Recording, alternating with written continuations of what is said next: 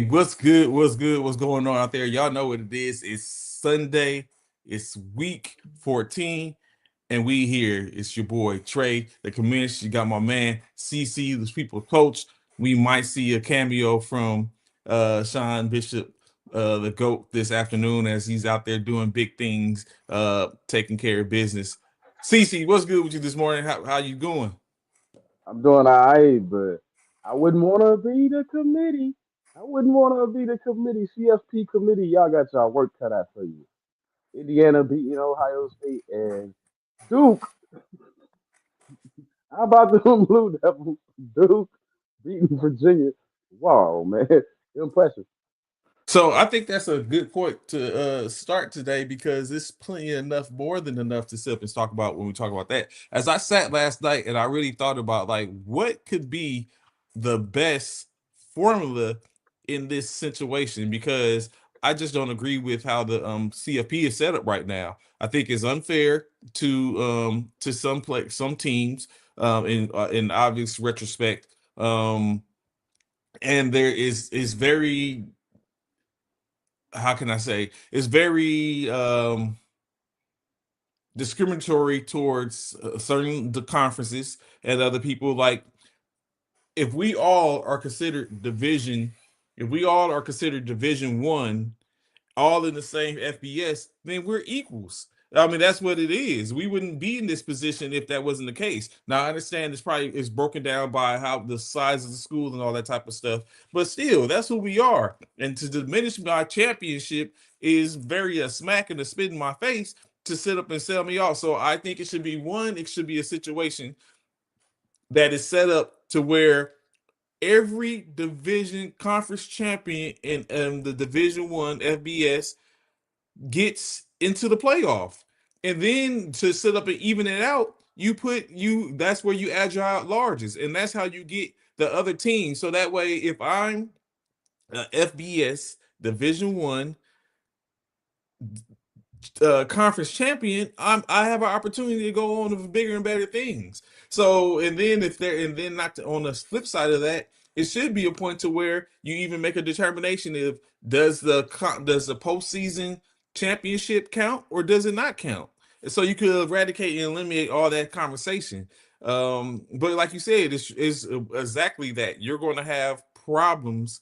It's a lot of problems. Like the division ACC, Duke, although they're a 5 loss team, they did their due diligence to put themselves in position to be in their conference championship, and they upsetted that team. Now, what because they go and get ramshacked maybe in the in the conference football championship, that's to be debated because in state no one thought they were going to be in their conference championship as a 5 loss team, and yet here they were, and what they were victorious.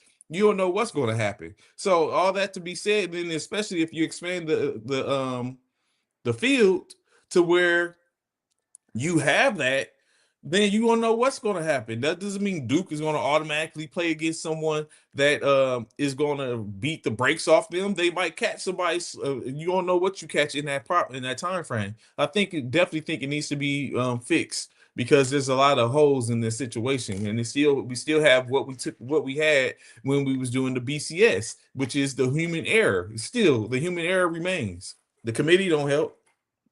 Yeah, the committee is, I don't know, like the work is cut out. But I look at it like, man, I don't know. I think if you're gonna put like a Tulane or I heard James Madison name floating around. Um, to be honest, as a fan of the sport, yeah, those teams are not going anywhere. So why are we wasting our time with them? Like for real, like I don't agree with that. I think they don't play tough enough competition. Now, if they was playing Texas Tech and they was playing some of these teams and they was beating those teams, then I'm with it. Duke, I can make a case for them more so because they play the ACC teams. They play like they play the Clemson's, the Miami's, they play those teams. So, and they went 7-1 or whatever in that conference. So I understand that. But the Tulanes, the James Madisons, man, y'all ain't playing the same competition as we saw yesterday. Ohio State, Ohio State was fool's gold as far as when it comes to the conference championship because they didn't play nobody all season, and then when they play against the number 2 team, They scored 10 points. Now you was running through every team you was playing, all those little Rudy Poop teams you was playing, you was running through 'em. You ran into Indiana and then nothing. I mean, so it's like I think the committee has to force teams, or teams have to get better schedules all the way across the board if you want to be in the CFP. Step up your game. Texas played a tough schedule. OU played a tough schedule. Alabama, Georgia, they played tough schedules all season long because they got to beat each other up. All these teams got to play multiple top 25 teams. Some of these teams you ain't doing that. So how are you in the turn? So how you get into the CFP if you ain't beat no top 25 teams? Miami has one win. They have one win against. They arguing that Miami belongs in, but they have one win against a top 25 team all year long out of 12 wins, Trey. So how do you justify them getting in anyway? So, in what you was just saying, I completely get it. However, that is not one conference's issue or problem because they're in that conference. Everyone reserves the right to set up a petition, a conference to get into their conference and see if they can get in or be released from it, right?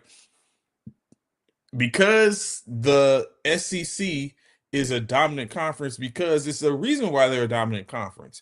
It's because their schools afford certain opportunities or have certain coaches that affords them to have a large, deep pockets to be able to be a place of vision for other players to go, top tier talent to go. But even with that being said, depending on where you're at and what your level is, anyone can be that, or some players are that, or some conferences are that within their area. So although the SEC is the dominant conference, the Big Ten is a dominant conference. Like we have what they consider, there were a total of five power conferences. Now there's four power conferences. But even of those four power conferences, Duke isn't um because Duke is because of course one the top four spots were supposed to be for the top four conference champions. But because the letter of the law says the top four ranked conference champions, that leaves potentially Duke out.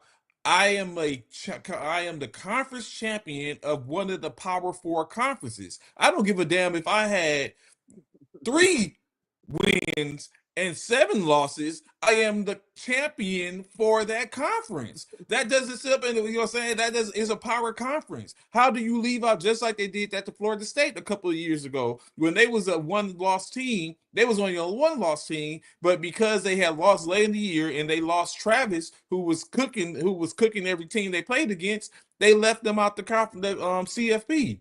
That's unfortunate, but it's also unfair in my opinion. So that's why I go back to saying, like, however many you got the MAC, you got the SWAC, you got the the Midwest, the AC, the AAC, the Sun Belt. If all these are your division conferences, your division in FBS, not Division B, not Division 2, 3, Division 1 conference teams, then make the playoff to where all of them get in, and then you get your at-larges. You're going to get those teams that you want. But if you ain't a conference champion, then you have to sit up and take a back seat. Because you know what I'm saying? So where it lines up to where what we're talking about is exactly that. Like you just said, Tulane doesn't play those certain type of teams, but Tulane plays a certain type of team within their division. Who Tulane ended up playing the who was North Texas. They played North Texas. If you run roughshod over them, so be it. It's just like in college basketball. The tournament division winner gets in, regardless of who they are. This is where you are, and when you get in, you're scheduled appropriately. Put that into That's play. a pool of 60, but that's a pool of 68 compared to a pool of 12. You got 12 teams. That's what You I'm picking saying. 6 That's what I'm teams. saying. That's what my argument is. Extend the pool. Open the pool up. Open it up. Make it a Like tournament.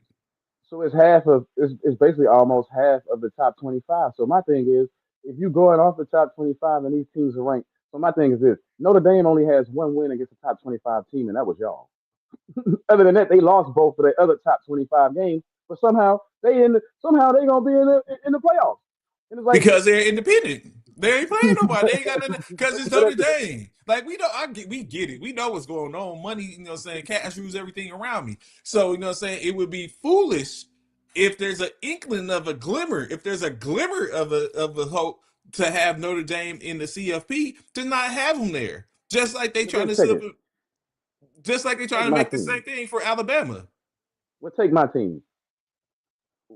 Take my team. Take the Oh, Texas they're Longhorns. trying to get them in too.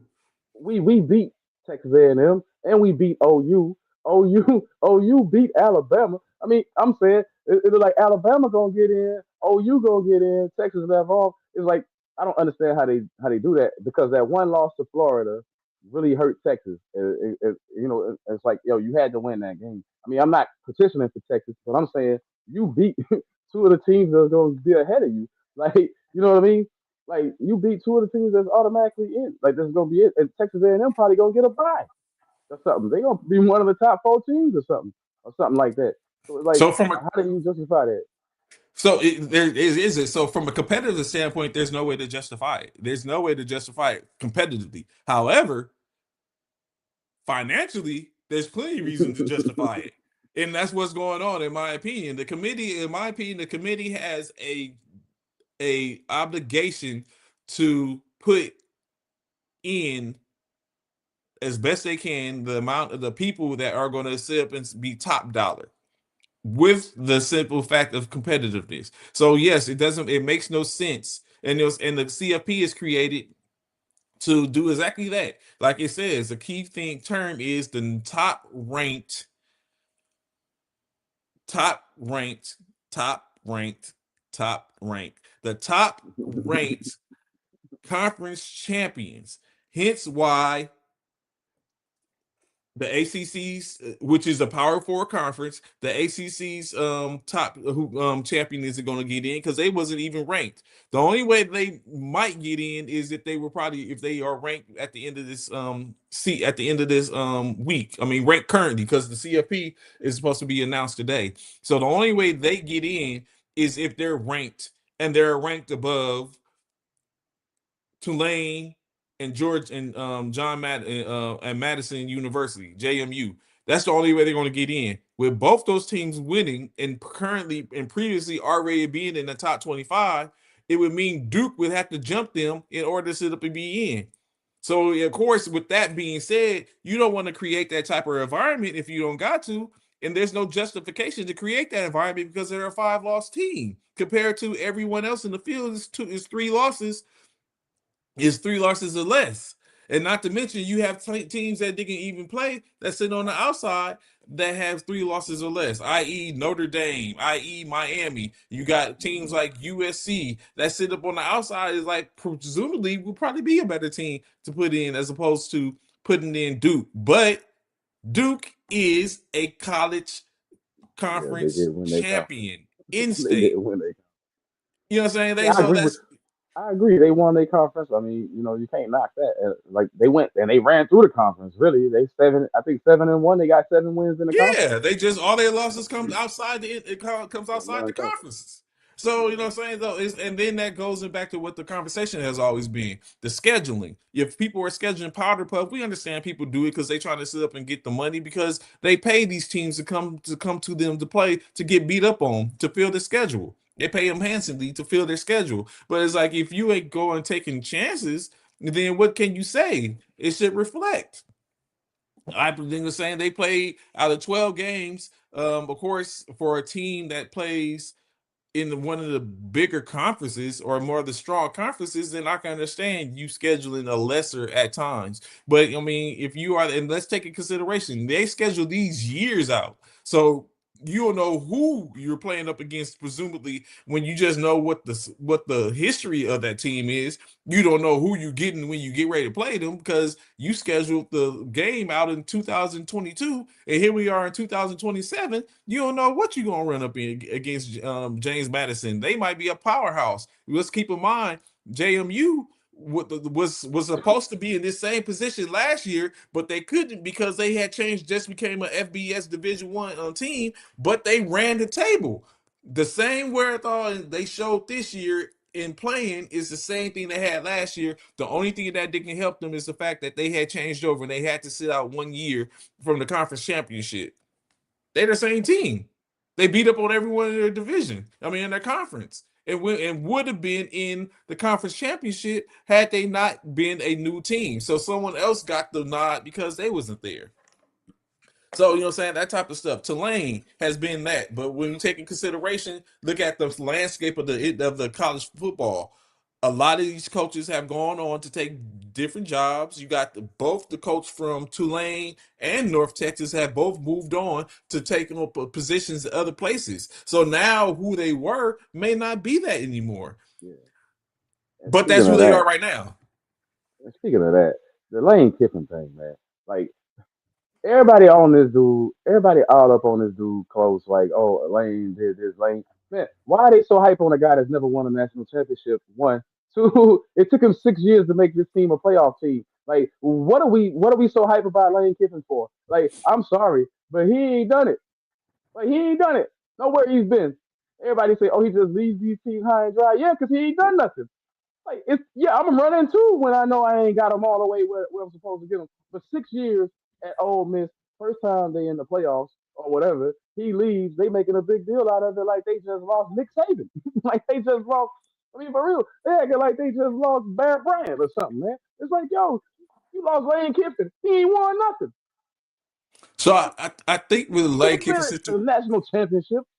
I think with the Lane Kiffin situation, what's going on is true. What you just said, he ain't did anything. It took him 6 years to get to where he is. However, let's remove what it was, is where they are now. So it's like you have them in this position right now. Why not? You spent 6 years putting them in this position. Why not continue to build upon what you have built at this point? He left them high and dry, so they waited all this time to be in this position to be presumably the creme de la creme of the big bad SEC, where you have teams that's fallen off. You know, at this point, you got to say that Georgia, the Bulldogs, is the top dog in the conference now.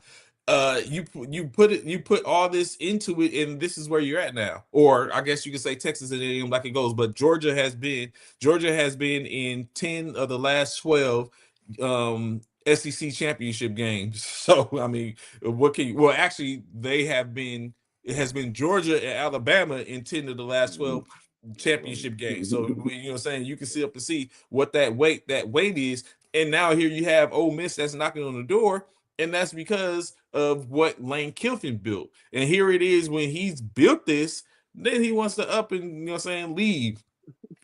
Get So up and leave because he ain't done nothing, and he know he wasn't gonna get it done. See, that's just my opinion. You go to LSU because now he got to win. Now in like 3 years he got to win a national championship. Now we gonna see what Lane Kiffin is really worth because LSU is not playing around. They not giving you a whole lot of so time. do you For think three he years, has to win in the next 3 years, or he just has to show yep, some? nope, he got to win because all his predecessors at LSU, except for this Brian Kelly or whatever dude, all the rest of them have won like within a short amount of time. Saban went there and won in like 2 years. You know what I mean? Ogeron won in like 3 or 4 years. You got to go there and win, buddy. Like if you now we're gonna see what Lane Kiffin is really worth. Like, can you win a national championship? Because you have not done it anywhere you've been. USC, all them places. And then I want to say this: He has had some the, good jobs. that's what I'm saying. And the same thing is happening with Lincoln Riley, in my opinion. Like you left OU high and dry. You even took their quarterback and you still couldn't get it done in USC.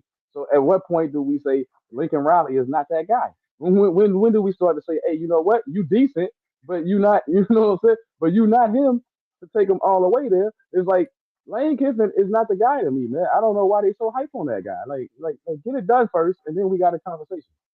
So going to think about Lincoln Riley, this is the thing, right? In which I think Lincoln Riley has a little more than what we. I had to sit up and look at it, right? So true enough, he took Caleb Williams with him to USC, and in the 2 years in which Caleb was there at USC, they really didn't do anything. They didn't even get. They had Yeah, they didn't really do anything. Right. Truth be told, they basically Utah ran through them in every Pac-12 national, Pac-12 conference championship. So they didn't even win a conference championship. Why having Caleb Williams at USC?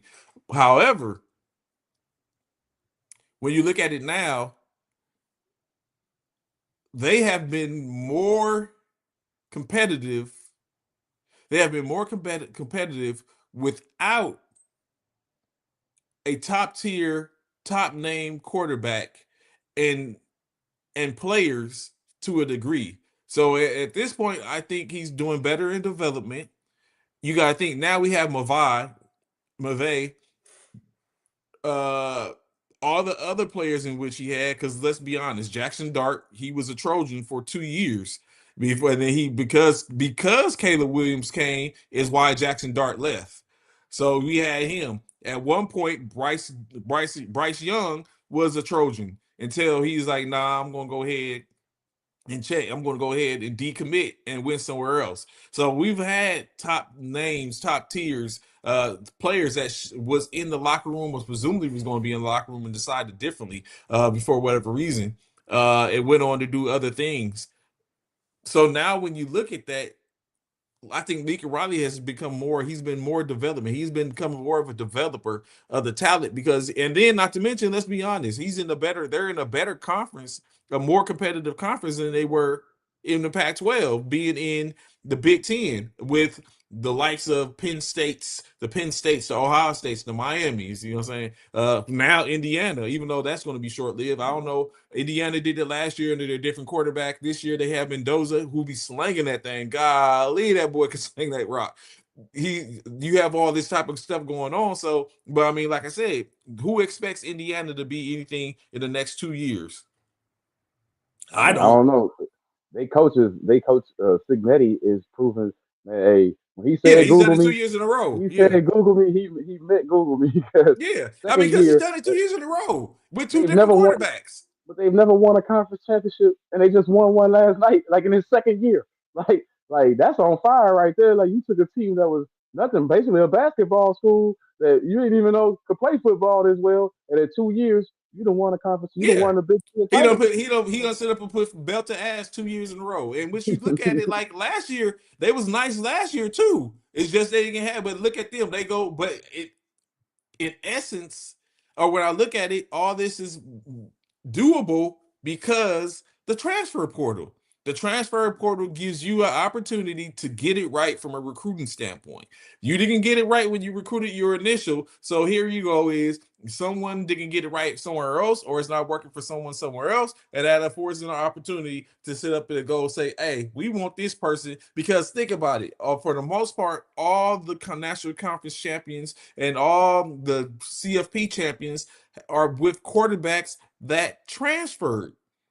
Yeah, Joe Burrow was on you know, Ohio State on their depth chart, like third or fourth on their depth chart, and then he went to ULSU and set the college football world on fire. yep, yep. I don't When know you where Mendoza came from, but yeah, he was in Cal. because Fernando, I'm like Fernando can ball, man. Is like how he ended up in Indiana is amazing. He was at I mean, that come because, like on. I said, it's them having the wherewithal to get it right a second time if possible. Mendoza was in Cal. He was in he was at University of Berkeley. That's where he was. He played a year at University of Berkeley, and that's what happened. Who else have we had won the national championship? Not Michigan. Ohio State. Mhm. Yeah, Like all these teams, their quarterbacks wasn't organic to the institution from the get go. They were transfers. yeah. I'm starting to see that. I like Ty Simpson up until last night. I saw man, he reminded me of Sam Darnold in his early pro career, man. Last night, like when that pressure started getting after him, he was he was so confused. He didn't know what to do with the football. Like man, I was like, man, throw it somewhere close to the receiver, please. It was like, dude, I didn't Deep think he was pressure gonna plus play that. spice, man. That pressure was on them. I didn't think he was gonna play that pitiful. I was like, man, come on, man, make it a game. But he couldn't make it a game solo. his offensive line was getting blown up. All I was like, man, Georgia. I was like, Georgia's defense really get down like that? I thought it was just them against Texas, right? They got Texas number, but it looked like they redeemed themselves from Alabama. That lost to Alabama earlier in the season or Yeah, the whatever. only loss. Their only You loss. So know at what I this mean? point, before we get into back into the pros of NFL, do you think Alabama is deserving of the conference? Like I at this point, is Alabama what you can presume that is two open spots is what it is as what's being tossed around. And the we're talking about Alabama, BYU, Duke, Miami, Notre Dame. Who you think gets in? I think Notre Dame for sure gets in. I think Notre Dame gets in, and I think Oh, Alabama gonna Texas. end up Texas getting in. another one. Well, I think Alabama gonna end up getting in just because they beat Georgia earlier in the season. They gave Georgia that one loss. I think that's gonna be their trump card to get in. Even though they got three losses and they've lost, like they lost. I don't think the SEC conference championship game is gonna count heavily against them. I think they still gonna look at it like they lost two games or something.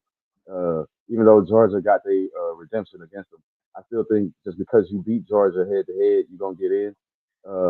Nothing we can do. Like Texas is nothing we can do. Like I said, we beat OU and we beat Texas A&M, The loss to but Florida. the loss to Florida is going to drag. Miami losing two games to two unranked teams. That's probably going to hurt them more than it can help them. Like I said, they only got one win against a top 25 opponent, even though Notre Dame only has one win against a top 25 opponent. Uh, so yeah, but I think Miami, Texas, you're on the outside looking in. I think you got to put Alabama in there just because when it came to the SEC, they beat certain teams that you know that was supposed to be ahead of them. They bounced back against some of those teams. So it's like, do you leave Alabama out? Do you actually put Miami in? I mean, Miami got a strong case because like, I mean, 10-2 in a conference and not making a conference championship game. It's like, whew, Virginia had to be tough.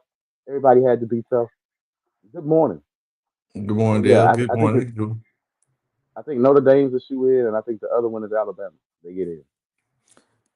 And the last question before going back into the NFL portion: do you think the conference games should be counted? Should they have weight, or should it just be like postseason? Like, okay, y'all done played the season. This is what we got.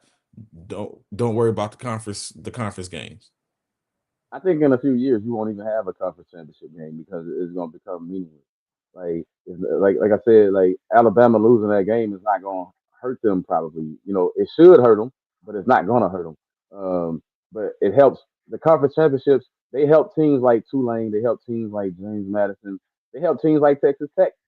Um, because the Texas Tech didn't play against BYU in the Big 12 championship game, then you got an argument that BYU belongs there, they're not Texas Tech, right? Like, because they didn't play. So I think it carries weight to some in some conferences, and in others it doesn't matter. So eventually you're gonna have to get rid of it. Yeah, but I think it should count because you get there, and now we just want the best of y'all too. We don't need to see both of y'all in the playoffs, but hey, but Mm. then But but it's then you but look at But saying that, we are about to see Ohio State probably be a top four, still a top four seeded team when you just lost your conference championship to your number one. Like y'all, it was set up the way you needed it to be. The only way it could have been any better is it had this been the conference championship game turned into the national championship game where you had the season's number one team and number two team sit up and on their pass now finally collide at the top for the granddaddy of it all in this position, and it just happened to be that they're both from the same conference. So all year long, y'all ain't seen anyone. You just been looking at each other from across the water, looking at it. Okay, we're in the same conference, and we're the top two teams in the country, and here we are. And of course, what you're seeing is Mendoza come back from the first drive interception to sit up and slay the dragon and knock them off 10-13. And think about it. They have won. This is how they have been winning. Think about the last second touchdown that they receiver caught in the back of the end zone about 3 weeks ago. So Indiana has showed that the resiliency and that they probably are deserving. In that case, I don't think Ohio State deserves to be in the top four. I mean, I don't Maybe either. I don't either, especially only scoring 10 points, right? Like being held to 10 points when you've been running over teams all season. You know what I mean? Then you come into this game and then you only score 10 points. You've been beating teams by 30. You've been beating, like your average, your point margin of victory, your margin of victory was so lopsided that you thought, hey, when you get against Indiana, it's gonna be a shootout. But then you get in that game and you only score 10 points. I think that carries a lot of weight. What's his name wasn't as accurate. Saying wasn't saying as accurate as he been all season. You know what I mean? pressure, defense Jeremiah pressure is Smith prop. Smith wasn't held down, but because they held the quarterback down a little bit, that affected Jeremiah Smith overall performance. It's like, yeah, I think that goes a long way. I think Indiana said we got this. You know what I mean? I think Indiana said we came to prove a point. Hats off to them, but also Ryan Day, man, like he's a real good coach in my opinion. But it's like we've seen this movie with him before, right? Like falling short in those conference championship games. His teams seem to underperform in those games a lot of time. They lost last year. Now remember, they lost last year to Michigan, and they still went on to win the national championship. So you can't knock that, but you can say, man, hey, it's time to start looking at them. They might have to play the first round. You know what I mean? Like, you got to prove something to me. You got to play the first round. You don't get an automatic uh, what do you call it? You don't get an automatic buy or none of that. You Bye. gotta drop. Yeah, you gotta drop out of that. You gotta play the first round. You keep losing that game. So moving on. It's a lot going on this week. Of course, you got four teams this week in the NFL that are currently on bye, so we won't be seeing them. That's some of the top tier teams in the league as well. It's the New England Patriots, the San Francisco 49ers. Who else is on bye? Is the Tennessee Titans on bye this week? Hold on, let's pull up my schedule. Um, Oh, New England, New York, San Francisco, as well as Carolina, all on bye this week. Three of those four teams are actually in the play for the playoffs. Of course, after today, it'll be a clear cut because everyone will be on par, and it'll be more clear cut of what you're looking at as far as the league. In the case of the 49ers, hey, it just so happened we get to talk about them. In the case of the 49ers, they can go from being the seventh seed in the NFC champion in the NFC playoff picture to being a guaranteed 6 seed up to potentially a 7 seed, depending on what happened with everyone else. And we ain't touched the ball this week. So we get You the know, chance to see it. I did my homework. I've been doing my homework, and I've been looking at this. And what I've been looking at is, the 49ers got a chance to. Everybody keeps talking about the Rams and the Seahawks, but they got a chance to win that division. And Yeah, nobody's mentioning we've the lost one 49ers game in the winning that. division. That's what I'm saying. Nobody's mentioning the fact that they beat the Rams and the Seahawks, and they got a chance to win that division. Nobody's We got mentioning, it. you know what I mean? Like, if they handle business, if the 49ers handle business from here on out, they win the division. And then your highly touted Rams, you know what I'm saying? Everybody talk about the Rams way up here. They might not even win their division. They might go in as the fifth or sixth or seventh seed. Do you feel? You know what I'm saying? Yeah, Everybody because talking the only on the thing that Rams. currently the only thing that separates them is a half game. Right. San Francisco is 4-1 in the conference with one game remaining in the conference, One I left. think. And that's Yeah. against the Seattle Seahawks, who we beat at the first game of the season. Right. So so yeah, San Francisco. That's why I have to. It's no different from Dallas. Like y'all said the same thing, except the only difference is the games in which you lost outside the conference, which put you on the outside. But for the most part, Dallas has been dominant within the NFC East. So it's Within like the these division. yeah, he's like, so within your division, you sit up in BTA. And same thing with San Francisco. BTA, we lost. We happened to lose to the Rams when we was down. We caught them slipping the first time, and then they got us back. They got their league back, and now saying here we are. But of course, like I said, those is four teams that are going to be outside buys today, and are going to be out. So it's basically they get to sit back and see what happens for what they need to do, what work they need to do come week 15. Because now you're And I, saying it starts to be about all the marbles. and I want to put this out there. If the Bears win today, they pretty much front runners to win the NFC North. No, I had them fourth. I knew they was gonna grow a little bit, but I had them fourth in that, and they not even like they gonna be if they win if they beat Green Bay today, the Bears make a statement. If they beat the Packers today, they make a huge statement, and then you got to say how good is Ben Johnson because you see the fall off of the Lions because he's left that organization, and then you see the rise of the Bears in the same division in the same like. So let me ask you this: should it should it be something? I mean, I know you got to get a head coaching job when you can get one, but should it be something like, hey, somehow like how you try to block players from being traded to the same division? Your assistant coach goes over here becomes head coach. Now he kicking y'all behind. He just come out of nowhere So, beating. You but think know, about it. They could have blocked him. They could have set up and denied the Bears the opportunity to interview him because they're in their organization. They could have denied him. I mean, that don't look good. I mean, I mean, I'm just saying. But if you Dan Campbell, you got to be like, for real, really, man, really, we looking up at them now. We looking up. We on But the that's outside of the playoff picture they're looking not. up. In my opinion, Detroit isn't the worst at this point. They just, I mean, as we talked about, that's a bad man in Jamar Gibbs. Yeah, but awesome. Oh my good, that dude is nasty. But I mean, so Yeah, the Detroit isn't the worst right now. I mean, they still you got to take in consideration. Last week they were without their top receiver in the game, and then they so it kind of they lost a little effort in that case. Williams was able to do what he can to a degree, and then they fell off.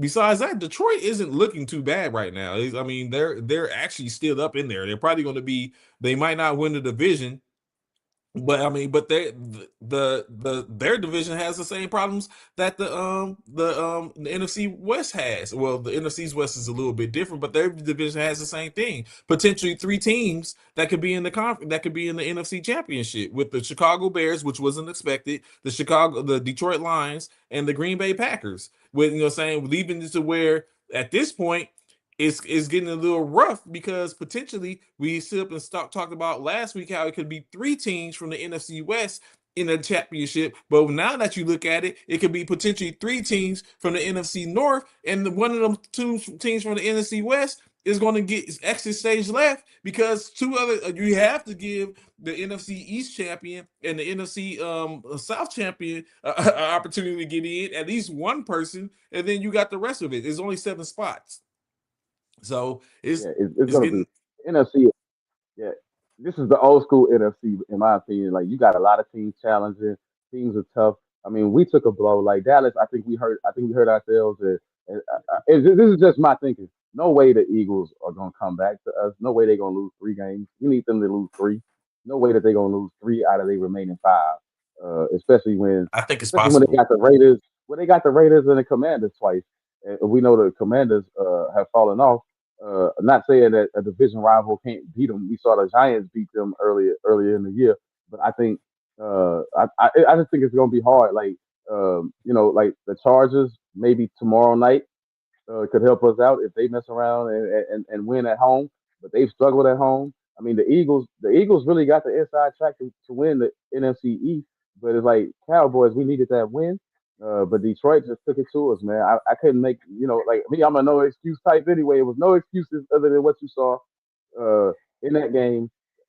Jameer Gibbs was just unstoppable at certain times. Armon St. Brown didn't play. He wasn't full strength, but when he did play and when he did touch the football, it was hard. You know what I'm saying? That It was slant, difficult. boy. That I slant. mean, they realized the middle of the field was a weakness for Dallas, and I can't fault Eberflus. But one thing I can say about watching that game is I was confused about the limited plays that Overshown played in the first half.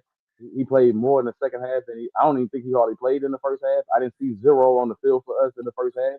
I think that was I think that was harmful. I think coming out in that nickel dime package, whatever we was in, where he was limited, made a difference in the game. But it was no. So every time they got a chance to put Jameer Gibbs on somebody, it didn't matter if you put him on the outside or you put him in the slot as a receiver. He was too much to handle. Too much to handle. So how we going to do start this week off in NFL is going to be a little different. Of course, I have a wherewithal to try to create little different ways and perks to sip and create for us to talk about or analyze the game of football. So this week, being that it's the month of December, and we're about what's today, the 9th? Today's the 8th, right? Today's the Start ninth, 8th. ninth. Yeah. So we're about 17 That's the games. seventh. That's the seventh. Today's Today's 7th. the seventh. Okay, I stand correctly. So we're Uh, 14. We're about 3.5, 2.5 weeks away from Christmas. So with that being said, we're going to play a game called Mistletoe Action or Bah Humbug. So basically, what it's going to entail is um, when we're talking about some of these, we're going to talk about some topics, and they're going to basically go if we agree with it, mistletoe action. If not, bah humbug in the case. So, first off, the Pittsburgh Steelers, Mike Tomlinson. Are you going with a bah humbug or mistletoe action about the Pittsburgh Steelers are going to extend Mike Tomlinson, who will currently at the end of the year have 2 years remaining on his contract? That's bah humbug for me. I think it's time. I think it's time for Tomlin to move on. I said it the last couple of years that it's time for the guy to find something else. There's no knock against his pedigree, but I just think that in Pittsburgh he's overstayed his welcome. I mean, they calling for his hat. You know, the fire Tomlin chant to show you where that is with the fans. They frustrated.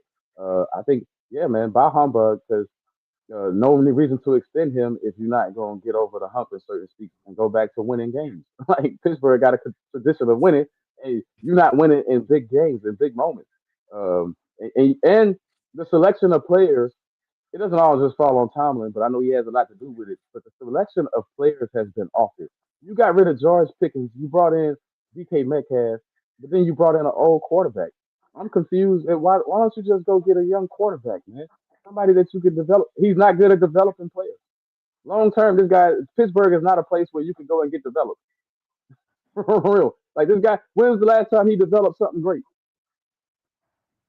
A quarterback, a receiver, a running back. You know, they used to be a house for running backs. They haven't had a good running back, in my opinion, since Le'Veon Bell. Since that contract debacle, they haven't had a good running back in the backfield. Not a solid one. Like for real. Like you don't develop players. Like even defensively, you didn't develop T.J. Watt. T.J. Watt was that dude out the gate. Highsmith was that dude out the gate. You're not developing. What are you? What's Pittsburgh's staple? What are you developing there? So, I this one's a rough one for me. So maybe you are because we could say like you just said, by humbug. You think it's time for him to go on. However, is it time for him to move on in your opinion, or is it time for him to hang him up? No, move on. I think if he went to, I put it like this: if he went and took the New York Giants job, he'll have a bounce back because they already got a quarterback in place. You feel what I'm saying? He inherited Ben Roethlisberger when he came in. You got to remember how he started. So man, go to a team that already got a quarterback for you. You ain't got to worry about a quarterback because obviously you can't find one on your own. You feel what I'm saying? You can't develop one. You can't find one. I mean, so Jackson Dart, you got one there, right? So I think just even there, I mean, it's certain places where he can go right now, and he could have an impact. Right? Like it's just that trying to develop players on your own, it ain't getting the job done, and that's hey, you got to go back to what your strengths are. You know what I'm saying? Like you got, I'm sure you got great pep talks in the locker room, but you got to have the skills to go with it. So go to it, go somewhere where they already got some skills, like certain positions they got skill set, and they got a good defense. They got a better defense. They got a better young core of defenders in New York at the Giants than they do right now in Pittsburgh. So hey, you know, I Okay, think I that'll can be a get good it. move. So I would go with the bah humbug as well. I mean it's 2 years from now, right?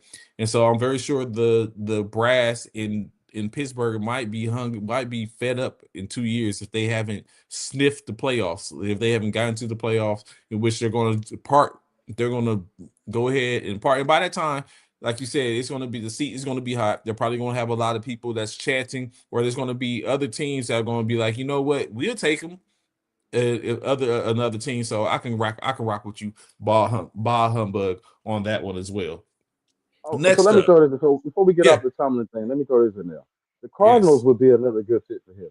You feel what I'm saying? Like now they need a quarterback. Don't get me wrong, but um, they got a good, like let the GM or whatever worry about the quarterback, and you worry about. I mean, they could be on the upswing in that division in the next couple of years because we see how competitive they are within that division, right? Like they don't lose games, they don't get blown out against the 49ers, against the Rams, against the Seahawks. Those games are always close. I think, like with the right coaches, hey, the Cardinals could be something. mm.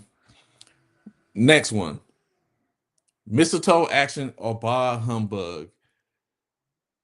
Do you think Deshaun Watson is going to be the starter in Cleveland next year? He's expected to be on the roster. They've already said that they expect him to be back on the roster. Does he start or does he sit? Bah humbug. Deshaun Watson, 2026 Cleveland Browns starting quarterback, or Oh mistletoe man, action. it's the Browns. I'm going mistletoe action. I'm going this season right here. They're gonna finish it out with either Shador or they might bring Dylan Gabriel back. You don't know what they're gonna do, but those two are just keeping the seat warm for the 250 million guaranteed, 220 million guaranteed, whatever you got money, and they just keeping the seat warm for that guy. I think you got to go back with Deshaun Watson because you've seen the disparity in the quarterback play. You've tried different things, it ain't worked. Uh, at least with Deshaun Watson that one season, like it was ugly, but they was winning some games. like it was ugly, but they were winning those games with the defense. Uh, he was a better manager of the game than the other quarterbacks that you got. And his experience, you got to give him a shot. Like plus, you paid him all that money, you got to give him another shot. So this was so action for me that Deshaun Watson gonna be the Cleveland I Browns I starter. rock with you on that one as well, mistletoe action. I start to wonder, like, has this been a humbling moment for Deshaun Watson at this point? At this point, all the noise was removed. Some good distance between the noise being removed from his allegations, from his convictions, and all that type of stuff with the suits and all that type of stuff. And then to not once but twice injured. Maybe now he might have a few better. Of course, he's still void of wide receivers for the most part, as we see Judy and his antics and stuff like that. We're still void of that type of stuff, but I think maybe it's going to do some good for him at this point. He's going to have an opportunity to he's had an opportunity to sit and watch and see and look at the landscape. He might be able to give some insight to saying, "Hey, let's see if we can get our hands on this receiver, or maybe we can get this person here." And maybe some people might want to play with him. I think I can rock with you, Mr. Tour Action. Deshaun Watson being the 2026 Cleveland Browns quarterback. Um, so I could get down with that.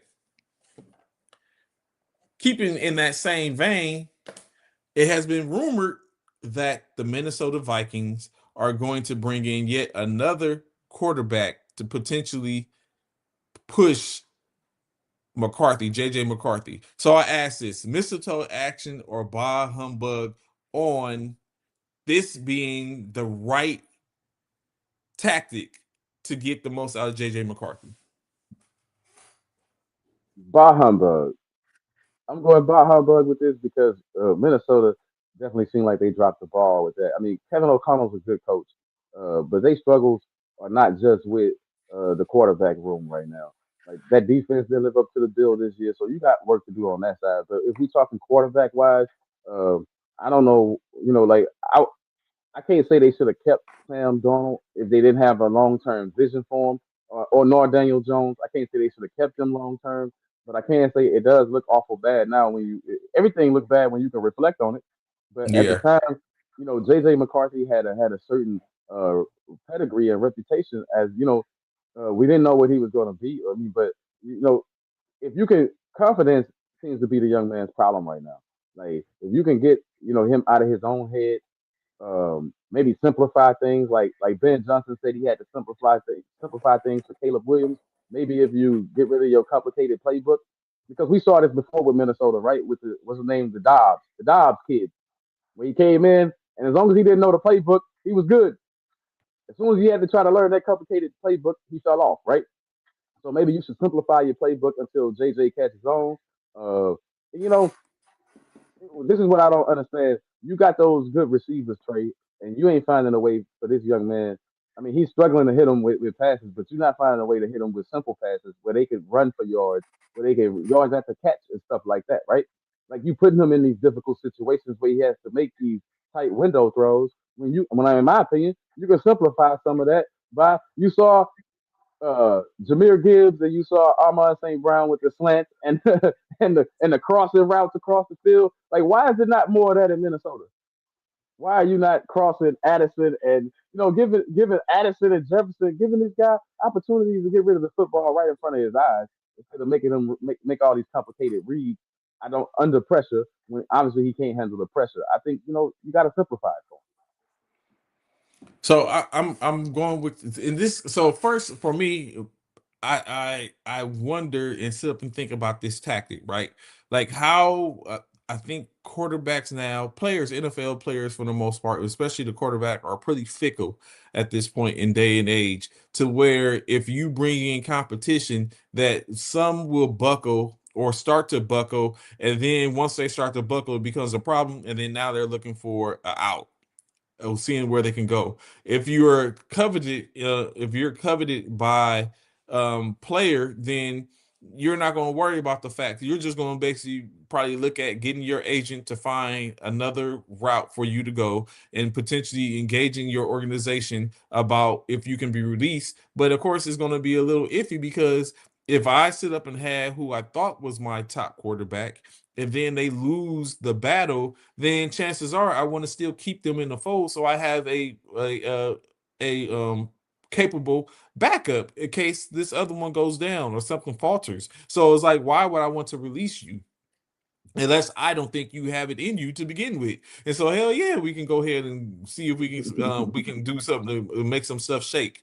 So with that being said, I would have to say I'm ball humbug on it as well. Like I don't think it does the best because you should be pushed regardless.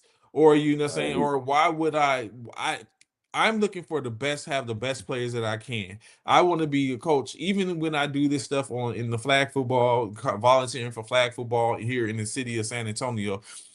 I look to get as many good players as I can because as a coach, I need to be the person to put them in position to get the most that I can out of them, regardless of their skill level. Like we don't go forth myself, Sean, and one of our other frat brothers, Sherman, Coach Sherm. We don't go with the mindset of, hey, we need a super all-star team, especially at this level. We have what it is that the community gives us, minus maybe one or two players that we might be come back. But for the most part, we play every season. We play with free agents. We just have a team of free agents, people who ain't played not a lick of football together, some who ain't never played football. It's just you give us what we give us, and we sit up and do what we can with it. Now, just like other coaches and coaching roles, it comes is rough because honestly, we haven't won a regular season game in 12 games. We have gone 0 and 12 in the last two seasons in which we played. And the only game in which we have won within the last 13 or 14 games has been one playoff game, in which the next playoff game we got scraped.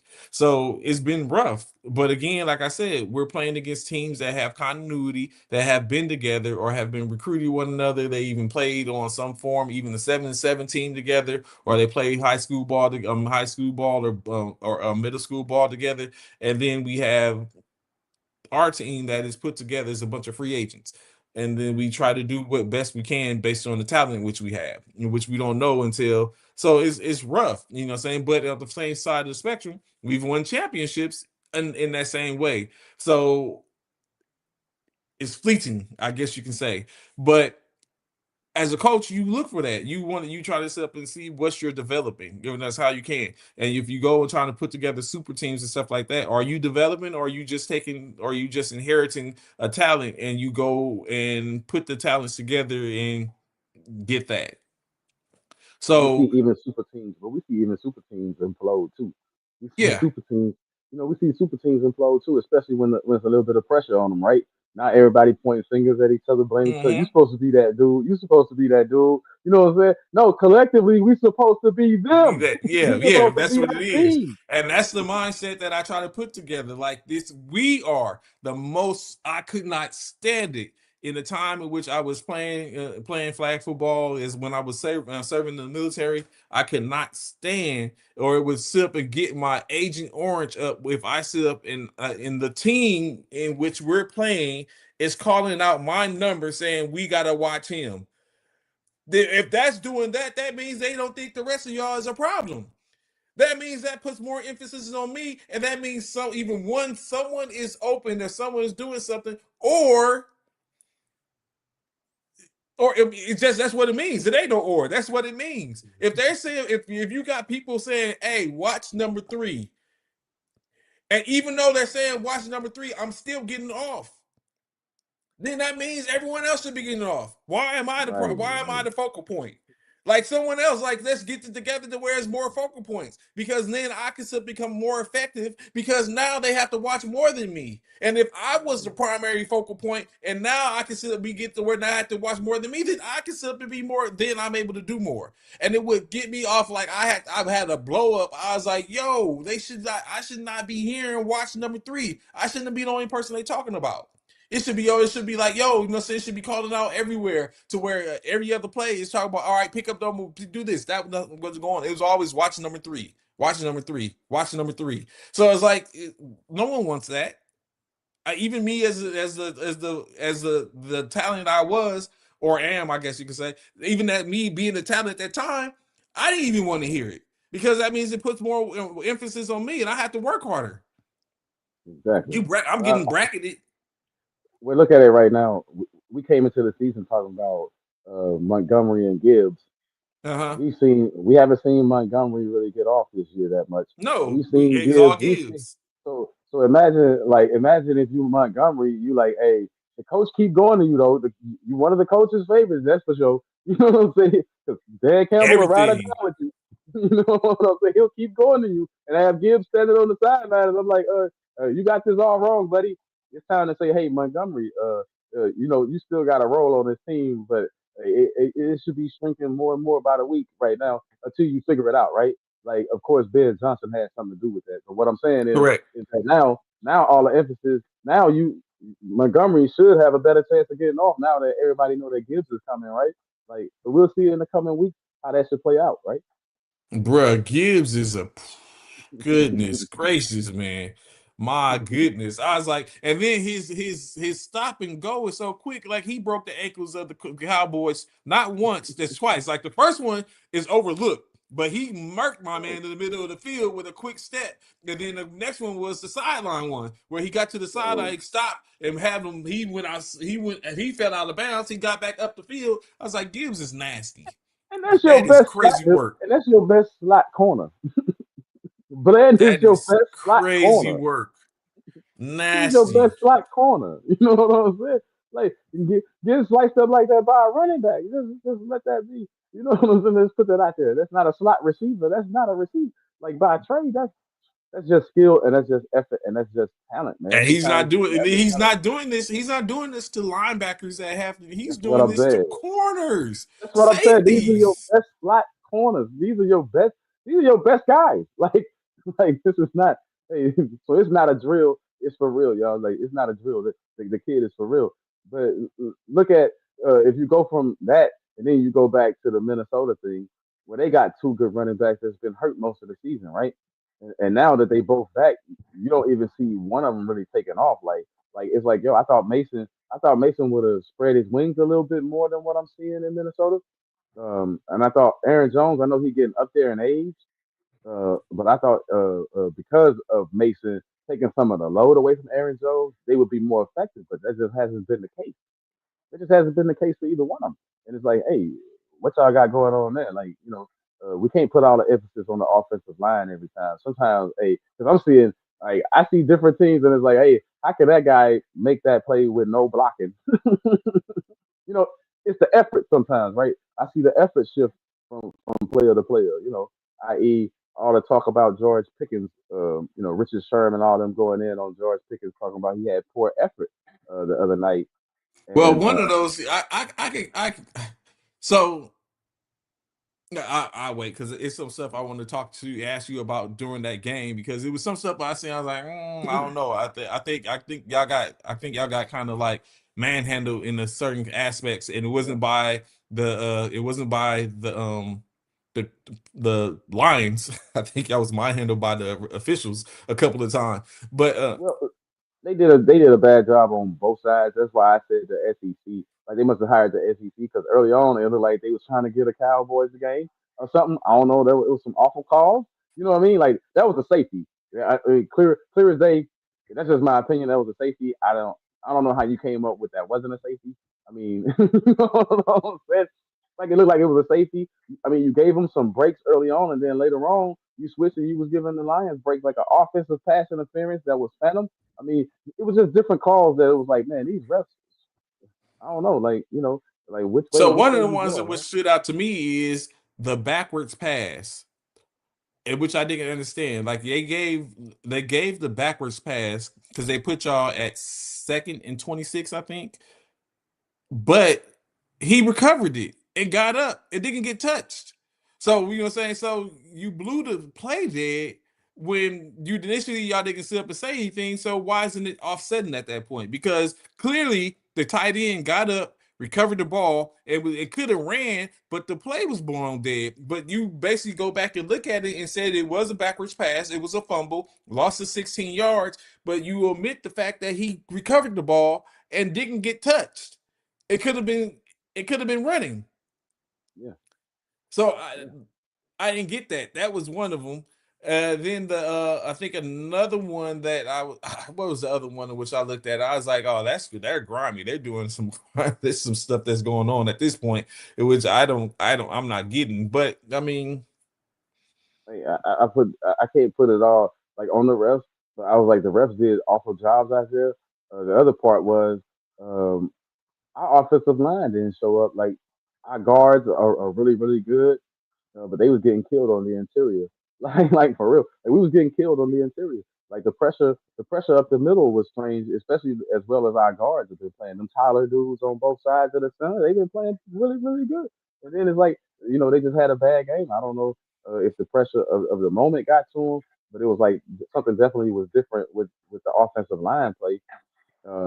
That like in the last few weeks, it had been real great. I mean, maybe the Lions just had a better scheme against that against what we were doing or something. I mean, I don't know. I can't explain it, but I can say that the line play had fell off a little bit, and and I don't even like to talk about our quarterback who likes to pack the football. It's like, hey man, throw that thing. See, that's what the difference to me in the game was, Trey, is that Jared Goff was experiencing the same kind of pressure. He took one sack in that game. The rest of them, he didn't care if they was going to call it an intentional grounding or whatever. He threw it at their feet. He threw it. Dak is an experienced quarterback, 10 years in the game, and you pulling the football. Man, throw it. Throw it. I mean, throw it. You never know what's going to happen if you throw that ball downfield. If you throw it at their feet, do whatever. You can't just take loss after loss in a big moment. Man. You got to get those so points on the board. another bah humbug or mistletoe action moment. Do you think the Philadelphia Eagles are going to be more in tune with the winning culture they had developed now that Nick Sirianni is going to be more engaged on the offense? By humbug, and I'm going to say this for all Eagle fans out there.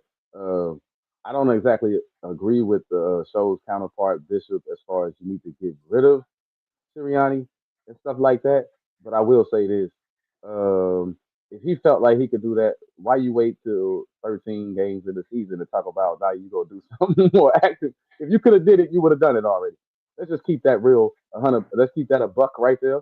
And then on the other side of that, like I said, once I heard Jalen Hurts say what he said, man, he was gonna do whatever he wants to do out there on the field, whether whatever coach call or whatever's going on, no matter who's barking at him or what's going on. Hey, you got no control unless you sit Jalen Hurts down. So you're not gonna sit him down because he wins. So you're gonna have to take the Jalen Hurts ride and enjoy the Jalen Hurts experience. Period. So Bob humbug on that. I, I agree.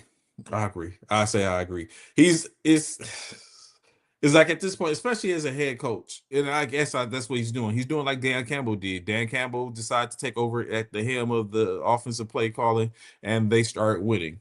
Um, Being that probably because he was there during that culture, it was Ben Johnson was there offensively, and so they started winning, or they started becoming more formidable.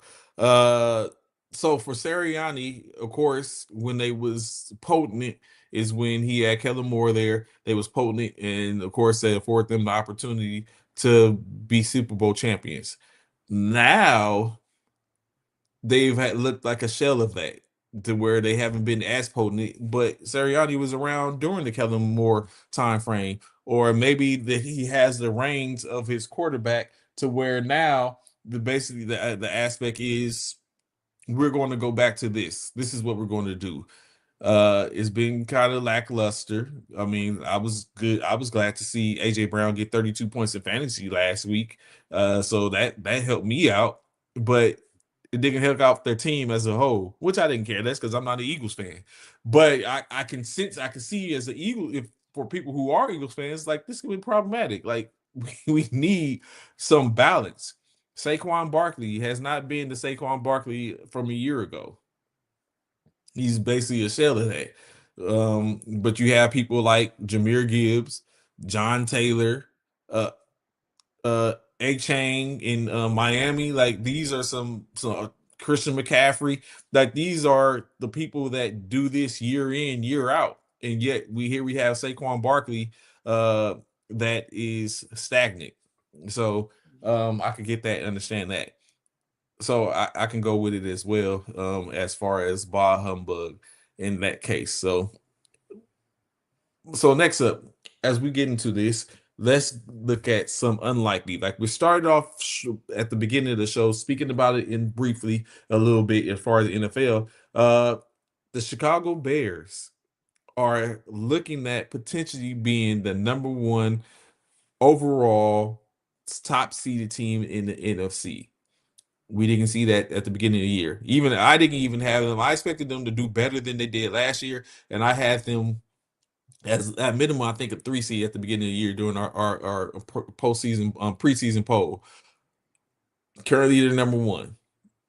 On the opposite side of the spectrum, the New England Patriots currently number one, team win team, keeping the distance between, keeping them off them. They They wasn't. I didn't 11 wins even have too, them. right? They Yeah, 11-2. 11 correct. Over team wins. So I initially I had them. We had them at the beginning. I think all three of us had them at the beginning of the year as being the bottom feeders of the AFC North. I mean East. So when you look at those two teams, in your opinion, who is set up to do the most damage this year and potentially years going forward? Chicago Bears, Patriots. Both, both, but Both? the Patriots, both, but the Okay. Patriots. It's like to me both, but the Patriots because what I've seen for the Patriots is the collective effort. They beat you in every phase of the game. They not just beating you offensively. You can get with them if it's just an offense versus offense type of matchup. You can hang with them. But they beating you in special teams. They come up with a big play nearly All every three week in special factors. teams. They come up with a big play defensively nearly every week right now. Like like they finding different ways to win games, and that reminds you of the old Patriots regime right there. What Vrabel has going on there is unbelievable. Not to mention your quarterback is the most accurate in the game. Like and he, like they overcome all the mistakes. Like only a couple of games where they made like five turnovers and this that whatever they lost games. You know what I'm saying? Those games they lost, they had so many turnovers, it was ridiculous. But right now, they controlling the clock. They controlling every phase of the game when they play against you. You got to figure out a way to break up. You got to break that up. Like, how do you confuse Drake May when he's so on point with the football? How do you, like it's different things. So I think they got a bigger upswing. And then I look at the competition over there. Like who are they gonna compete against? We've seen the Colts coming back down to the pack. Now they might not even win that division. Um, with Houston on their heels and the Jaguars, they got a big game against the Jaguars today that might decide. They go heavily towards that. So no Kansas City Chiefs right now. No Baltimore struggling. Who can stop New England right now? They already beat up on the Bills. And they gonna, even if the Bills beat them the second time around, the point is they can play with the Bills. So what team, other than the Broncos? And I think they got a better offense and a better all around team than the Broncos. The Broncos are relying on defense, and defense only to beat you right now. And some clutch plays by Bo Nix in the end. So I think the Patriots, and on the Bears, and I just want to throw this out there for the Bears side. The Bears got a run game. So, so the Bears got a running game, and in the NFC conference, that proves heavily against these uh, defenses that are predominantly pass rushers. Seattle, they all right against the run. They not real tough against the run, but they can get after the quarterback. They try to get you into position where you got to throw the football. A lot of these teams, I think the 49ers, because Salah is such a master at being able to mix it up to stop the run when he needs to I think he got a good chance against a team like the Bears. But we saw against the Eagles, you just run the ball right at them. Right now, you can beat the Eagles if you run the football right at them. Like you can beat a lot of those teams if you run the ball right at them. So, and that's what they've been doing. They've been running the ball right at you. They ain't been tricking. The best thing about Ben Johnson, and I'm gonna let you have it after this, but I'm gonna say this: the best thing about Ben Johnson right now, Trey, is what makes him a great offensive mind to me is understanding. You watch the rest of these teams, they run in motion to get their wide receivers open or to read the pre-snap coverage. He's running motion to set up the run play. Like I'm adding an Mm-hmm. extra blocker to this side of the field, and we're gonna run that direction. You know what I'm saying?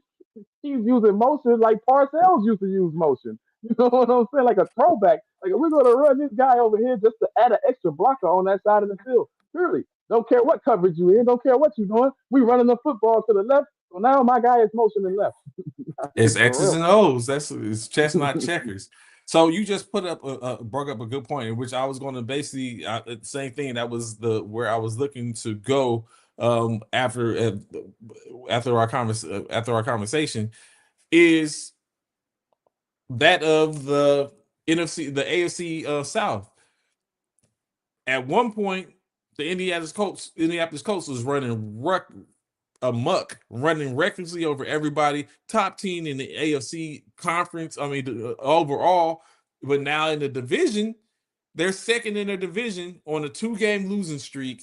With, like you said, the Houston Texans behind them on a 4-game winning streak, and then the Jacksonville Jaguars with a 3-game winning streak.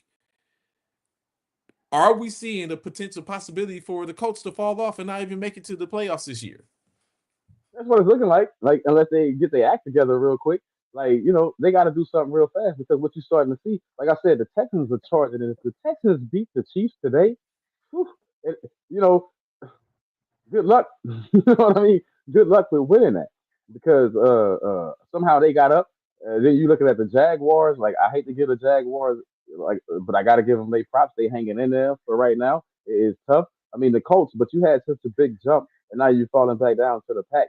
I don't know how do you explain that other than the games are getting tougher, and they only going to get tougher from here on out because I think you still got to see both of those teams, right? Like I think you Mm-hmm. still got to. Well, you're seeing the Jaguars now, but you still got to see the Texans again. I think so. I think you got to. If you the Colts, you better right the ship real quick. And what's interesting is this is the Colts MO. They did this when they had Phillips under and when Yep. they was up and they had a chance to win the division or even get in loss in the last game of the season. And here we go with Daniel Jones. They were up, running them up, had it, say it was cooking, and here they are now sitting behind as Jacksonville has ascended. Houston is on their heels.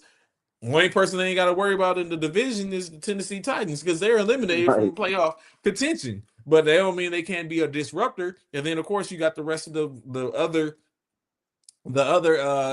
10 teams across the conference that they have to worry about.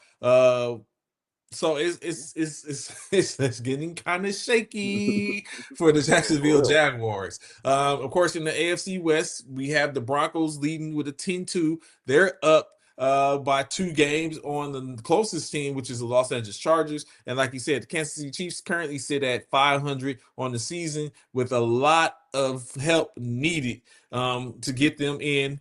The Baltimore Ravens, I mean, so on the opposite side of the spectrum, what we realize is every conference has a division to where it's like, it's a toss up. This year, that division in the AFC is the AFC North with not one but two teams sitting at 500, and you have potentially a Cincinnati Bengals team that could probably start to turn the tide. I don't know. I guess that starts today where we see how that goes. But Baltimore currently sits at 6-6. Pittsburgh Steelers sit at 6-6.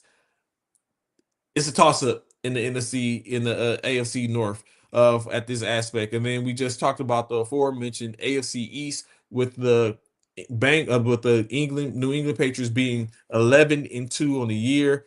Buffalo Bills sitting behind them at 8-4. What we know about the Buffalo Bills is they tend to be play the backfield and then spring up out of nowhere. Will they have enough time to do that? The Miami Dolphins currently are on a 3-game win streak, and they are set up and starting to gain momentum with a possibility of getting another dub today. So Miami right now doesn't seem like they can be written off for the most part. That's what you have in the AFC. If you were to write it off right now, CC, who's your 1-7 in the AFC? My 1 through 7 would be well, you're gonna have the Broncos, the Patriots and the Broncos. They're gonna end up fighting it out for that one spot. So I'm Mm-hmm. looking at those two teams as 1 and 2, and then you got to go the other division winners because that's the AFC East and that's the AFC West right there. So the AFC North winner, I don't know if I can say this: if the Ravens can't beat Pittsburgh today, then Pittsburgh gonna slip in there, and then Tomlin can say, all y'all can shove it." You know what I'm saying? Like that game today is going to be a huge deciding factor. But I'm gonna give a slight edge to the Ravens, just The a slight Ravens edge as a to the 3. Ravens. Yeah, I'm gonna give well 4. They're gonna be the 4 seed 4. Yeah, I'm probably sorry. because that one's going. And then like I said, I'm still going to bank on. Now here you go right here. I'm going to bank that the Texans are going to come back and win the AFC South. You going with So the home team. I'm going to say the Texans are going to end up as the number 3 seed in the playoffs. And then from Who get, there, who gets uh, at largest? I mean, from there you got to start to look at, man, that's going to be tough, right? Because I don't think the Chiefs are going to make the playoffs this year. I mean, I'm just All going to put right. that out there. Yeah, I thought they were early on, but I don't think the Chiefs are going to make the playoffs this year. So now those other 3 teams, man, it's pretty much wide open. But you got to get the Chargers a spot. You got to give the Chargers. Like the Chargers, Harbaugh look like he gonna get there. You know what I mean? So if Harbaugh gets there, then you have to look at Buffalo. Of course, is going to get in. So Buffalo. So you got one spot. That last playoff spot. I don't know. It's going to be a toss up. I mean, you're probably looking at the Colts or the Jaguars. Take it. Flip. If I got the Texans winning the division, either the Colts or the Jaguars are going to get that last spot. You know what I mean? So and I think today's game is going to determine which one of them really wants it more, right? The Colts or the Jaguars because they playing head to head today. So I'm really looking at one of those two teams getting in, and I'm going to go with. I mean, I hate to say it, but I'm gonna go with the Jaguars probably taking over, and the Colts are sitting on the outside looking in after pretty much having a great first part of the season. I'm gonna Mm. put the Colts. I'm gonna put the Colts outside right now. So I got a little bit different and interesting enough. How I see it is, I I think New England gets in. True enough, the New England and Denver continue to run the table, and they're going to become number 1 and number 2. But I think it gets a little tough from there. I think the AFC South is going to get all 3 of their correction. Mm. Yeah, I think the AFC South is going to get all 3 of their teams in, being Indy. I think Indy basically turns the tide and gets back to the top, and then it becomes Indy and Jacksonville. I mean, Indy becomes the third seed. The Baltimore Ravens are the fourth seed. But I think the Ravens are the only team out of the AFC North that goes this year. And I mean, Tom is going to continue with his winning season. However, it's too much going on in the conference for them to be able to get in. And then I also think the Chargers don't get in. Ooh, I don't think the Chargers get in. ooh, I ooh. think it's going to be Okay. so. I think Denver and Baltimore are going to be the only teams from their conferences. I mean, from their divisions, and then I think the other.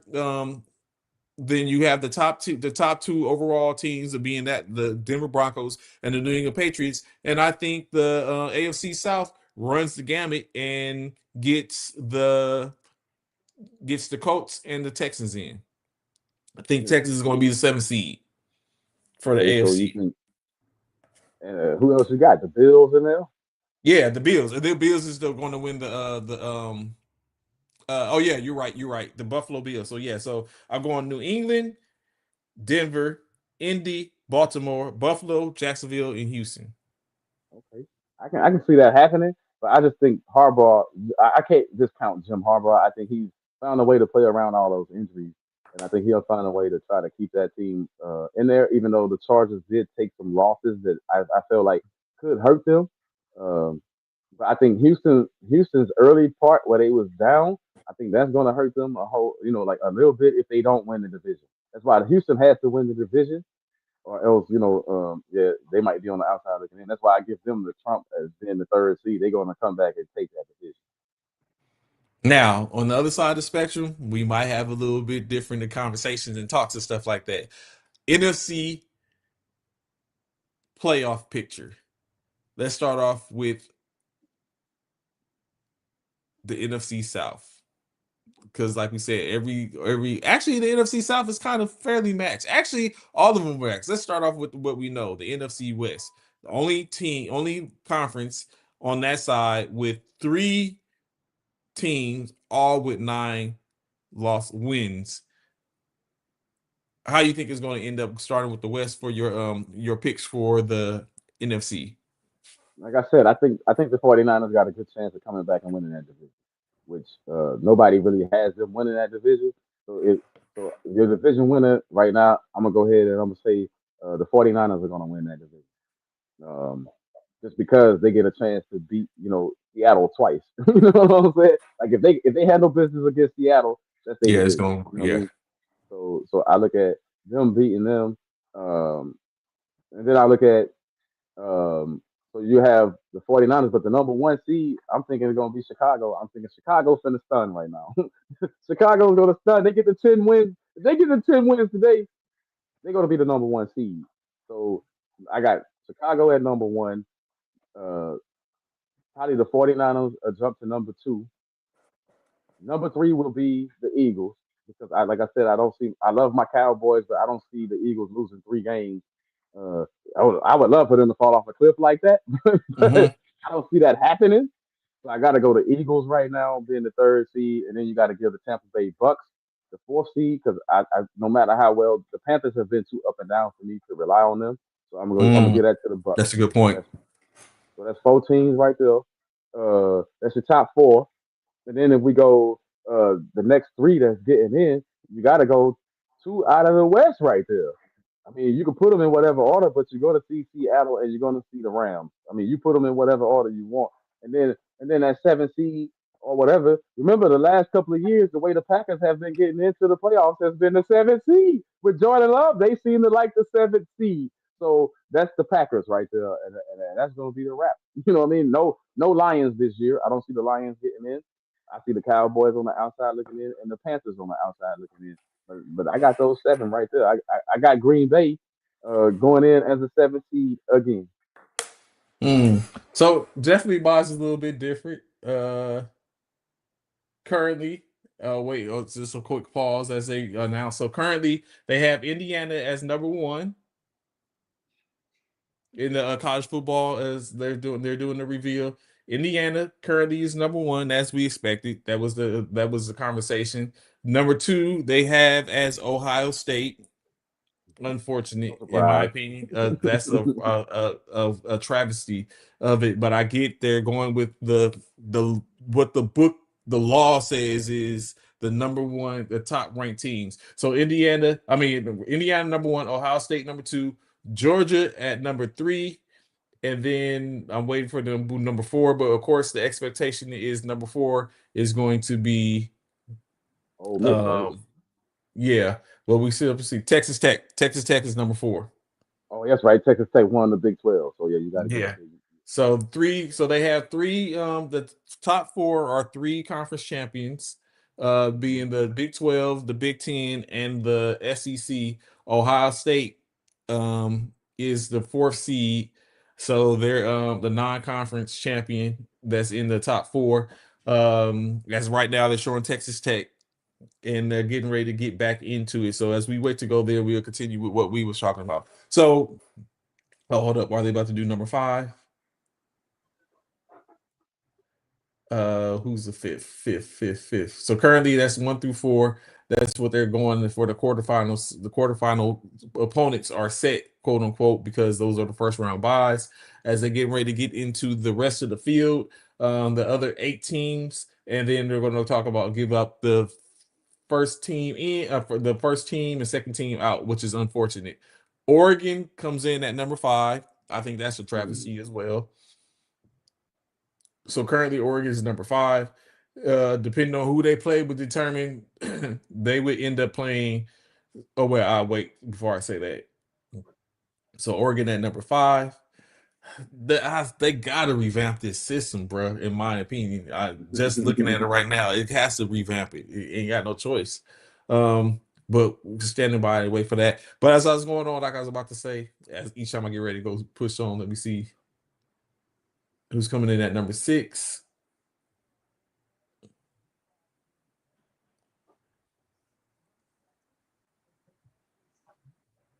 Let's see. Yeah, they definitely got to extend the. I know it's like restraints, so because of the seasons and all that type of stuff. Coming in at number 6 as expected, Ole Miss.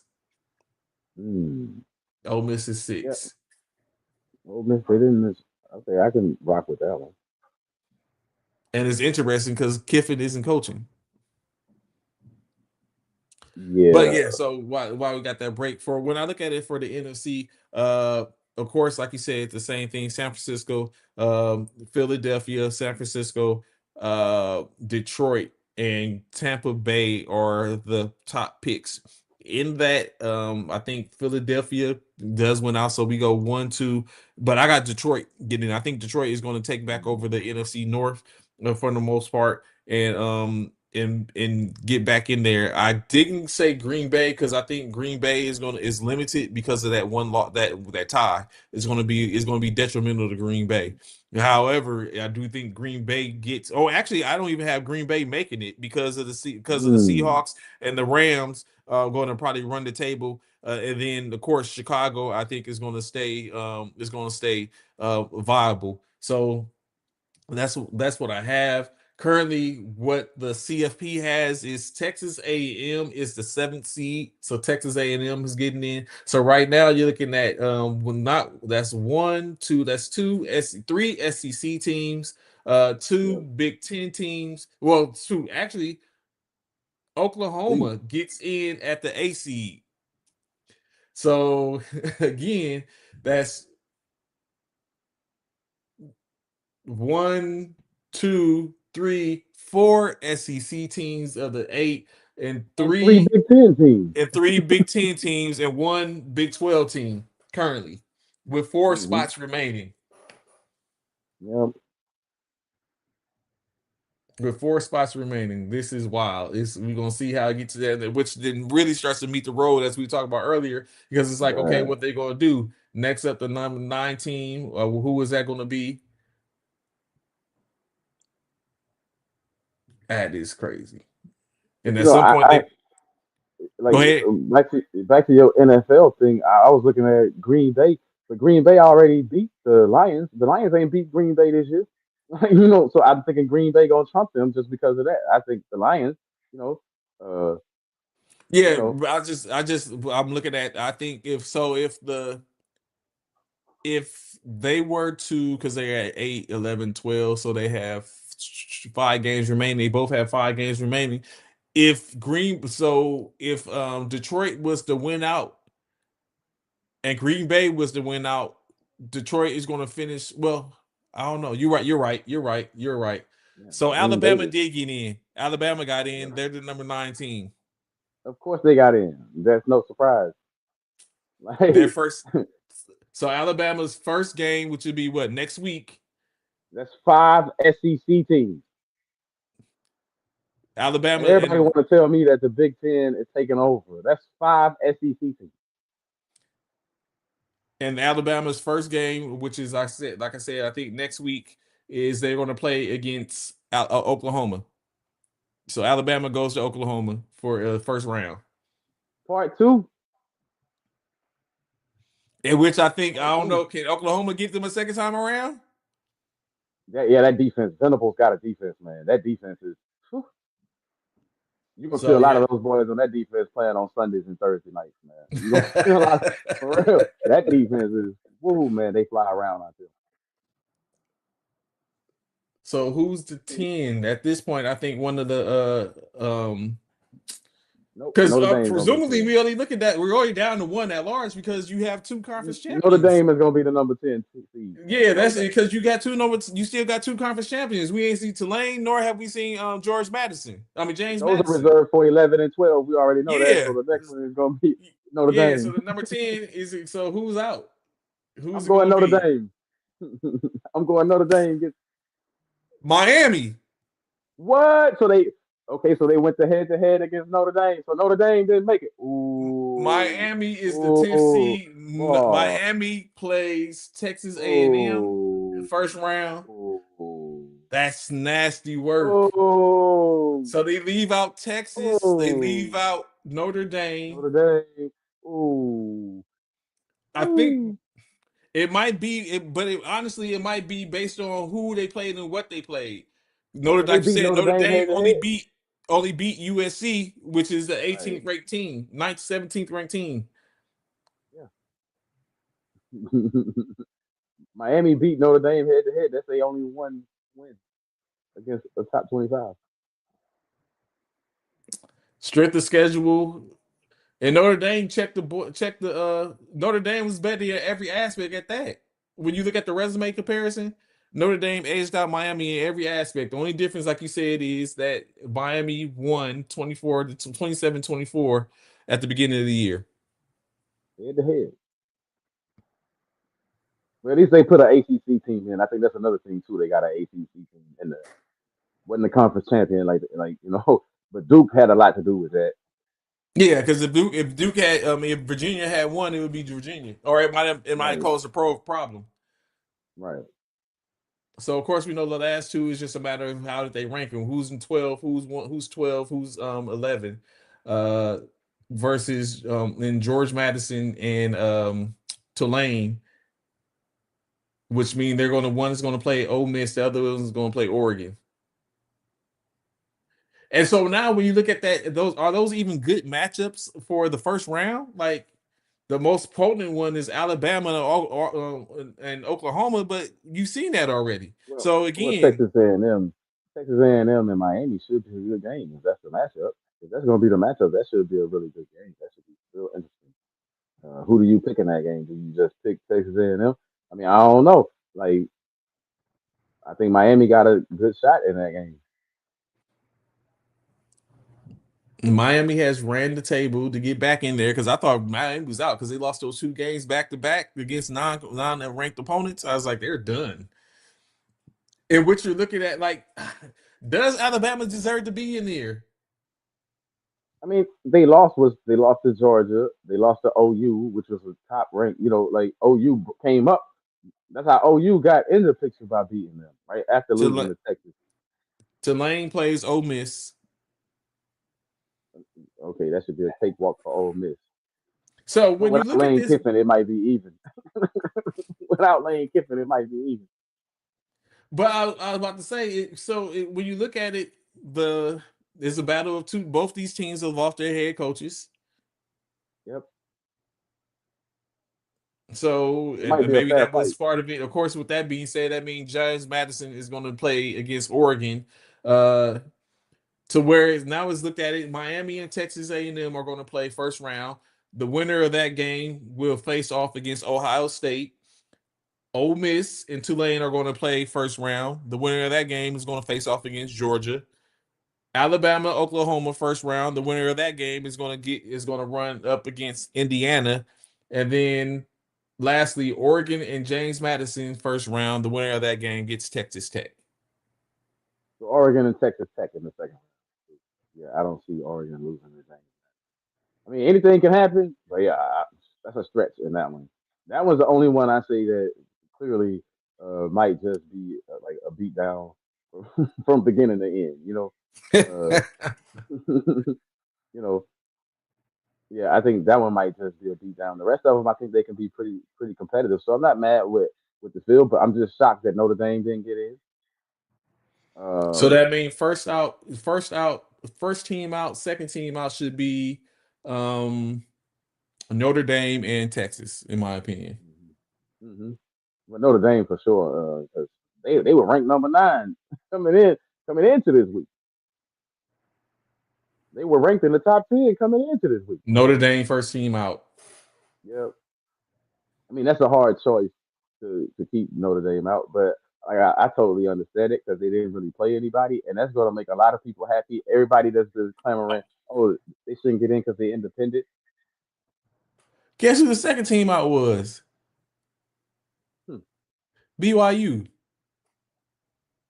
Oh, because they lost the conference championship game to Texas Tech. BYU, okay.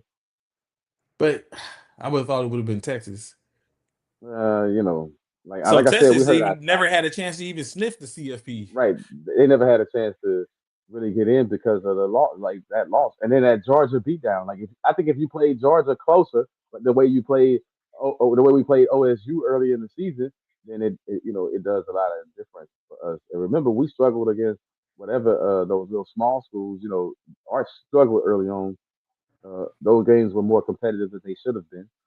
So I can't fault the committee. Like I said, they had a hard job, but the one I'm still bewildered about is Notre Dame. I thought they were a shoe in. Yeah, they was first out. Yeah, yeah. We Oregon gonna smash. We already know that they gonna beat James Madison. Like you know, like um, because James Madison is not like TCU a few years ago, right? They not like TCU.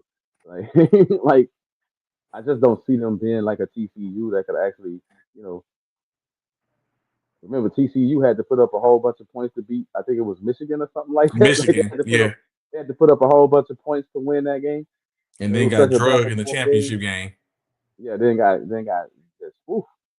Yep. Georgia was like, we're not having it.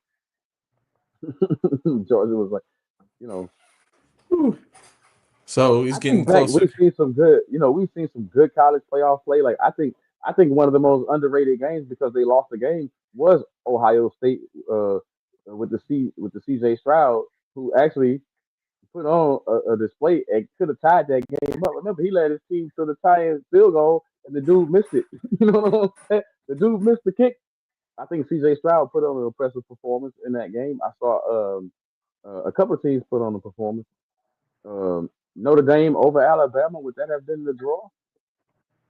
I mean, that means that the SEC championship game meant nada. It Hmm. meant nothing. It meant nothing. Alabama was going either way.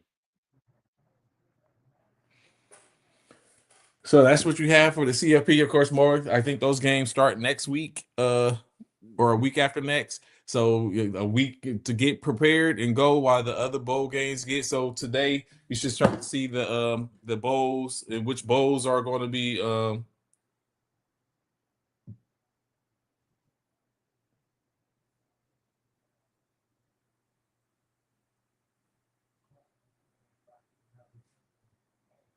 Hold up, business is calling. Yeah, you start to look at the landscape of college football. They might have to go to a more uh, uh, pro style thing. Like you have to start getting like more like a play in here and there. Like I would love to see a couple of those teams have to play their way in, like a Notre Dame Miami rematch, or a Notre Dame Alabama fight it out for that spot wouldn't be a bad idea. Like that'll probably be a big viewership draw instead of a conference championship game. You know what I'm saying? Have a CFP play-in game. I'm playing to get in. You know what I'm saying? Mine against yours. We get Yeah, in. let's eliminate all the other stuff. We put them in. This is who's Yeah, deserving. Yeah, like they do with the at the like they do with the college. Like, okay, this is where we're looking at. We can't say proceed. Hey, we gonna go ahead. Texas. These are the teams in which we got. These are the available. This is the open. 10 is open. And 10 is open and 12 is open. And this is what we're doing because this is yeah. what This we is how we're gonna determined. do it. Y'all go get it. Yeah, y'all go play. So I think in the future you're gonna see some changes to it. But right now it is what it is. The teams that got in, hey, congratulations, and we'll see how it all play out. So now early on, my early prediction early on is that Ohio State is gonna run the table and be back to back national champions. I'm going Ohio State. And no Jeremiah Love to worry about. Just Mendoza as far as Heisman candidates that I like or whatever. Yeah, no Jeremiah Loves and stuff. I think the pendulum gonna swing back to Ohio State's way.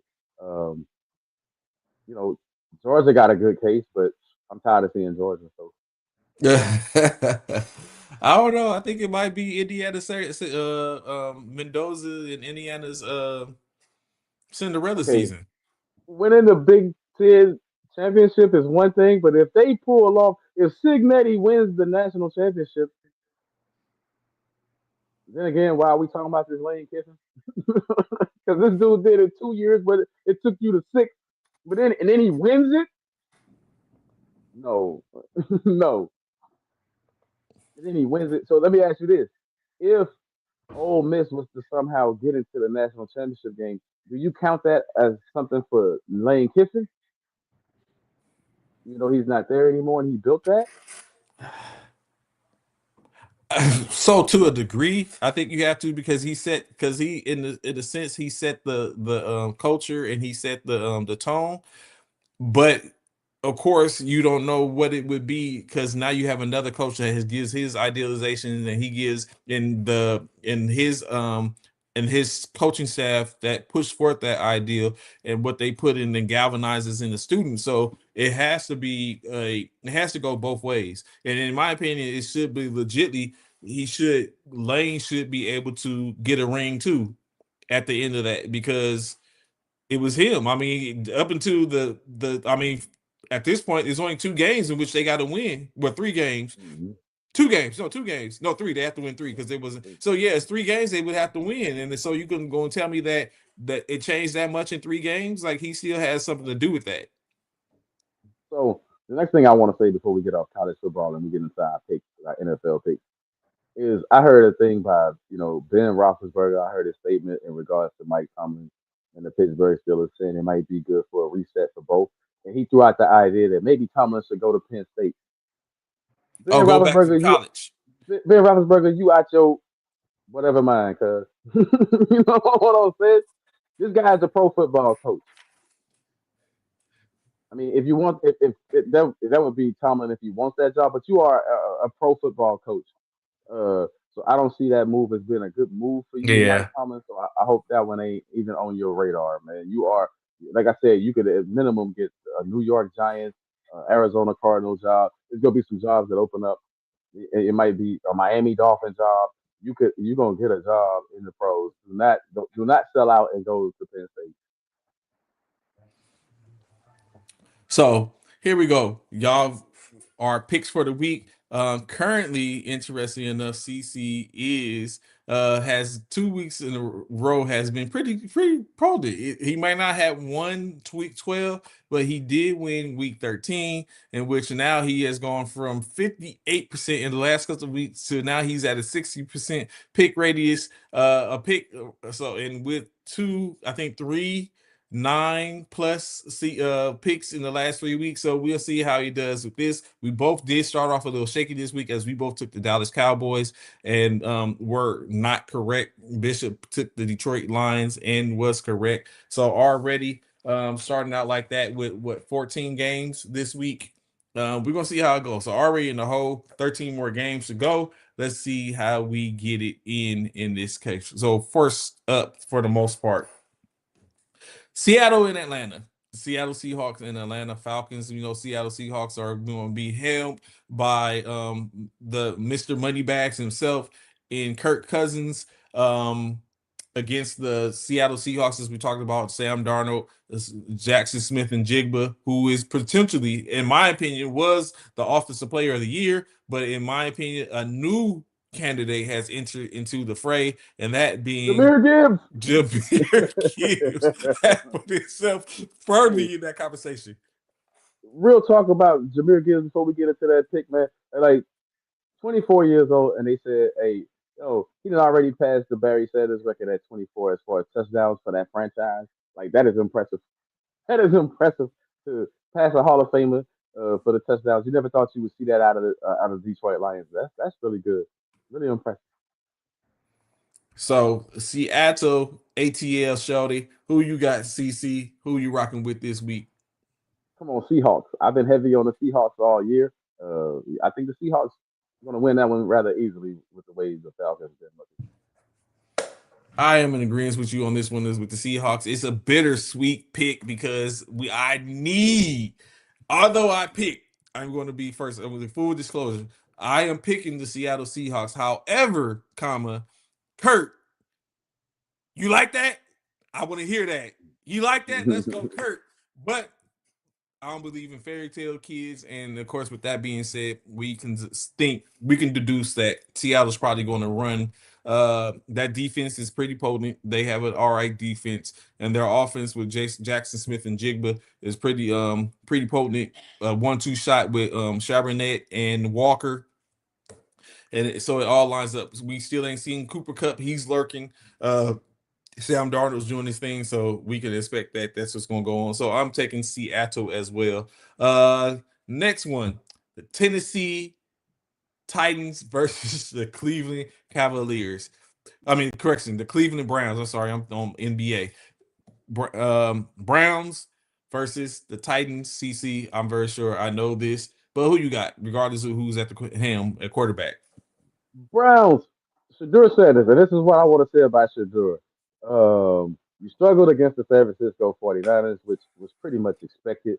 However, I thought you would play a little bit better and y'all would score more points than that. I thought Miles Garrett only had one sack, and in turn, it was the 49ers defense that had the better showing in that one against the Cleveland Browns defense. Um, but when you look at the numbers, though,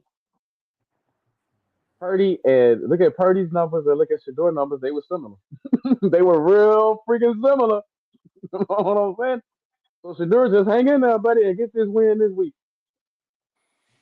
I'm taking the Cleveland Browns as well. I just think this is Tennessee hasn't been. It's interesting because you have a face off between Cam Ward, who's this man, who was Shador's man, and then so it's like this is interesting that they get this matchup at this point in their careers, this early in their careers, when the presumable was they was going to match up against that anyway. But here they are having an opportunity to play one another in the pros. First matchup, Shador is going to get even his second win in this aspect, or Cam Ward is going to get his second win and going to go ahead and put the next one with another L in his cap.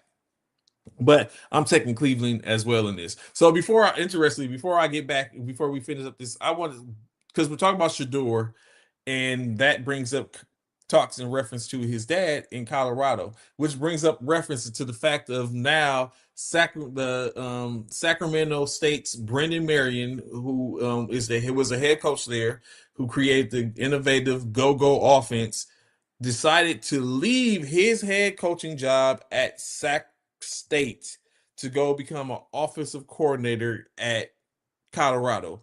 CC, are you leaving your head coaching job at, I guess you could say, a lower tier institution to go become the offensive coordinator at a midi Division I school. You know what that says to me. I'm gonna come there, and my offense is gonna be great, and I'm gonna take your job. That's exactly what it says. I'm That's gonna what take I'm your on. job. Yeah, that's what You know I'm on. what Like, I'm oh saying? yeah, this is some low hanging fruit. I mean, you feel what I'm saying? I'm gonna take your job. Like, no disrespect to Dion, no disrespect to prime time, but Yeah, hey, it's business. if my Trump yours is my job. I'm gonna come take your job. Like, All right, let's we move. go. I'll pick it up what you putting down because that's surely what I'm on. Like, yo, you've had 3 years, fam, and now you want to bring okay. Yeah. Next up, next up, Cincinnati travels to Buffalo to go battle with the Buffalo Bills. Um, Someone got kryptonite, and we're gonna see how it works. I'm gonna go ahead and choose the Buffalo Bills. I'm still gonna rock with Buffalo, although I think with the insertion of Joe Burrow that they're gonna start to pick up a little steam. They gotta win these games or even make it able to pinch somebody. But as we talked about earlier, it's gonna be too little, too late. But there's still games that have to be played. I'm taking Buffalo in this one. CC, who you got, Buffalo or Cincinnati? I got Buffalo because Cincinnati, y'all still putting that atrocious defense out there. Like Joe Burrow can't go tackle nobody. He ain't no linebacker. So I'm looking at James Cook. Man, if Buffalo's smart in this game, James Cook Cook is touched the cooking. ball 25 times. He touched the ball 25 times. I don't care if 20 of those are runs and 5 of those are passes. However you slice it up, 25 to 30 times. You just saw Jameer Gibbs do that against the Dallas Cowboys defense. That's what you need to do, Buffalo, in order to take some pressure off Josh Allen. So yeah, Bills win this one. All right, all right. Next up, still in the early window, the Washington Commanders are traveling to Minnesota to take on JJ McCarthy and company. We talked about early. JJ McCarthy has a couple of Maseratis, but yet he's the key seems to be locked away, and he can't do anything. Last week, I think McCarthy's playing. I don't know because Bronzer he was thrown to the wolves last week. It was pretty vicious. Ooh, That can you that imagine? was Like I'm an NFL quarterback, but yet this is what I do when I get my chance. Like, you know the young man. I actually saw that game, Trey. And let me tell you, yeah, I watched it. the young man was awful. Like, and you know what? He started off all right until that pressure got to him, and he threw that back. He threw the worst That pick six I ever seen in life. That was the worst pick what six was I he ever doing? seen. Like, what was it? What was he? Yo, where did you actually think you was gonna get that to? You should have threw it out of bounds. Why you throw it there? Like, Something, something. Yeah, that was just awful. Yeah, so um, give me the Vikings in this one though. I am going to take the Vikings in this one. I don't know if even if Jaden Daniels is playing, he's not a hundred he's playing. percent, He's and playing. I don't think you should play him right now. He's not 100%. I think the Vikings defense is going to have a little bit of a jump at home against that Commanders offense that's been struggling this year, surprisingly. So if it's a hard one because if JJ is playing, then but he's been playing and we haven't seen him do anything with those two with Jordan or Jet or but he'll have Jones now. He has Mason that's back, so maybe it might be formatable. And And Hawkinson. Let's not Hawkinson, remove Hawkinson. Like that's what it has been. If Jaden Daniels comes back, he now has McLaurin's back. He has Debo that's there. He has Merritt. He has Rodriguez. He has Ertz. But it's a matter of what can you do. So it really is a toss up. In which I got to really take consider. You know what? I'm going to take Washington. I think Washington might be able to pull this off. I mean, that's not a bad pick. I'm just going with the Vikings because one more time, Brian Flores, you got a good chance to come up with a defensive scheme because the Washington Commanders can't block and they don't have much of a run game this year.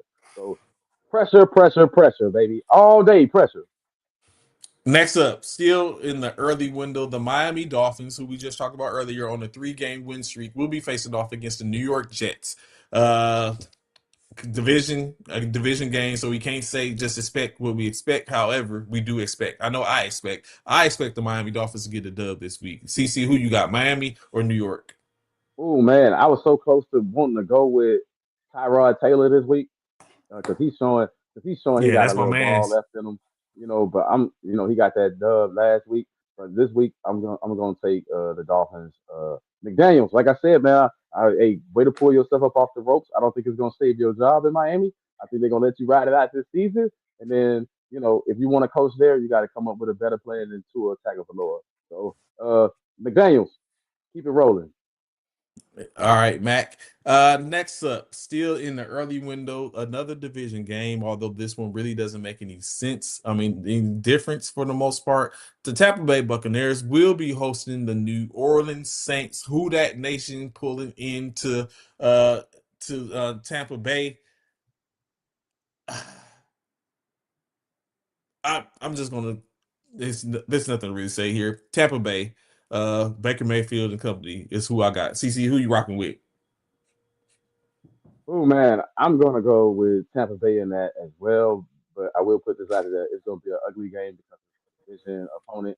But I'm also gonna say this: the quarterback room in Kellen Moore has coached way better quarterbacks than the two that he's stuck with. Man, when he get him a quarterback, his team's gonna be way different. I mean, so this is no knock. If you're a Saints fan, just wait for it. Wait for the wait for the glow up with this Kellen Moore. He's a better coach than this. I'm pretty sure of that. But right now, it's just not his time, man. It's just not there right now this season with that squad you got.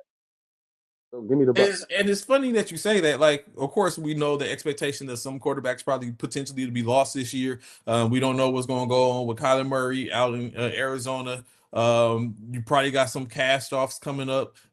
As we look at it, Mac Jones might be available coming up. It's um, what's his name? Geno Smith might be available coming up. Jameis Winston is still out there, although I don't expect him to go back to New Orleans as a starter, maybe as a backup potentially if the money's right. We don't know what Russ is going to do, so it's some people out there that's going to be available. Tyrod might be available after this season because he's a backup. So it's that. Do you think any of them will be suitable to go into a Kellen Moore offense and put in some work in New Orleans? I like what you said about Mac Jones and with a coach like Kellen Moore, you can't even sleep on Jameis Winston. Might be, you know what I'm saying? Like yeah, I still think Jameis, you can win. It's gonna be some ups and downs. We know he throw the football away to the other team, but Yeah. he gives you a great upside to win some football games too, man. And it's electric. It'll put some life in that building. So Mac Jones and Jameis Winston, like they would be at the top of my list. Tyrod Taylor, you got to give him a serious look if you don't get nothing out of the draft, right? Like if you can't get Mendoza in the draft, then what other quarterback you want at the end Yeah. of the day? And which is kind of rough. Like y'all just drafted the quarterback and showed. Like you going back to the well again. That's the part of which I look at. Like But really. you drafted Rattler too before that, and neither one of them have done anything. Like back to back drafts, you drafted quarterbacks, right? Next up in the 12 o'clock window, last of two games in the early window. We have the aforementioned talked about earlier. Indianapolis Colts will be traveling to Jacksonville, Duval, to take on the Jacksonville Jaguars for a battle of keeping or reclaiming the top of the NFC. I mean the AFC, the AFC South. Who you got? Jacksonville, Indianapolis. Oh man, so this was last minute decision. I'm gonna go with the Colts. Jonathan Taylor, man, he on my fantasy football team, by the way, and we've been killing it as long as he's been playing. Like only missed a week or here or so here or there. So Jonathan Taylor, man, I think he's gonna have a big day today running the rock. So I'm going. Hey, do not let Daniel Jones throw 30 times in this game. If you do, you're gonna lose. So I'm just as well. I'm more of a Jonathan Taylor fan than anything, and I think with the right potency, they're going to be victorious. However, I mean it's Daniel Jones. He could be potent as well. Although it is, I think this is going to be a close one. I don't think it's just an outright blow up. But for the sake of it, I'm going to rock with Indiana and Taylor as well as I think he's going to do well. Next up, last of the 12 o'clock window, the Pittsburgh Steelers will be facing off against the Baltimore Ravens in Baltimore, given opportunity. Does that defense show up in Pittsburgh? Does Derrick Henry run over it? Does Lamar Jackson five pockets? One thing I do think and believe is that they need to find Lamar some receivers. Rashawn Bateman and Zay who's Flowers. yeah, Clay, that's not getting it. Likely, like your receivers being the top, but that's not getting it. You don't have a receiving running back. Like they got to get Lamar some help. Old school digital underground song comes to mind when we talk about the Baltimore Ravens and they receiving chorus all around the world. The same song. Same It's the song. same song every year. Same song. For real. Um, You got Pittsburgh. You got Baltimore. Give me, you know what? It's a battle of awful offenses, man. Give me the Ravens slightly. I think they offense can at least go 16 points, 16-10 or 16-13 gonna be the score. This is gonna be ugly. I'm taking Baltimore as well. Honestly, I think it's more about a bet on black. That's what it is. That's all. Because it's like you both defenses may show up. I think Queen is out for Baltimore, which puts a little different spin on it. But you still got J.J. Watt. You still got Hayward. You still got some dogs on that side of the ball in But that Pittsburgh. pass on your starting quarterback hands. Yes, that part with him because Pass he on can't. It's Murray. only so much he can do. He can't keep holding the ball. We saw what happened last week. Uh, like they said, last week wasn't necessarily all his fault, in which he called out some people and he put it out there like, "Yo, y'all need to start doing something. Y'all need to sit up and get into it. We as opportunities. I want to sit up and work to find these things, but tight ends can't be my primary receivers all the way up and down the field."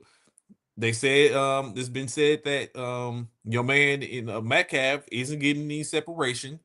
That sounds like a problem that San Francisco had with Debo in the later part. Is like there's no separation. You make it hard for me to get you the ball. Mm-hmm. Mm-hmm. Definitely. Moving on, going into the early window, there's three games in the late window. I'm sorry. The first of those three games, the Denver Broncos will be facing off against the Las Vegas Raiders. CC, is there any chance, in your opinion, that the Raiders can pull off a victory and push the Broncos from their current perch? No chance. Only chance you would have is if Sean Payton ain't the coach, and that defense don't show up. You know, if the That's a defense got staunch the flu, you defense. got a chance. You know what I'm saying? That is a staunch defense. They is not playing no games in but I'm with you. Denver is my selection as well. Las Vegas. It's just unfortunate. Maybe Pete Carroll and company get another year. Again, another team potentially needing a quarterback. In which the difference is, however, is that the Raiders didn't draft a quarterback last year. So No, they didn't.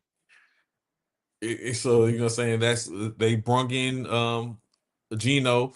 Maybe a Mendoza gets in and maybe he gets the But I opportunity and mean, if you the Raiders, you got 2 wins on the season. You need this loss to stay low, to stay the low man, to stay the low man in the Mendoza, you know, in the Mendoza sweepstakes. You want to stay the low man.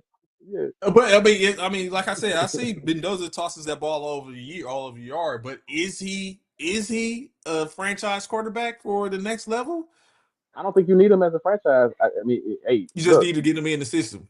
I think you need to get him in to boost your stock right now. Who you got? I mean, 3 4 years. You got 4 years before you need to pay him or decide if he's a franchise quarterback. Everybody jumped the gun real fast in these discussions. It's like, yo, we just need something better than what we got right now, and he might be that for 2 years. You know, and if he by 3 years, if he regresses for, hey, we And can go move a different on. Yeah. direction.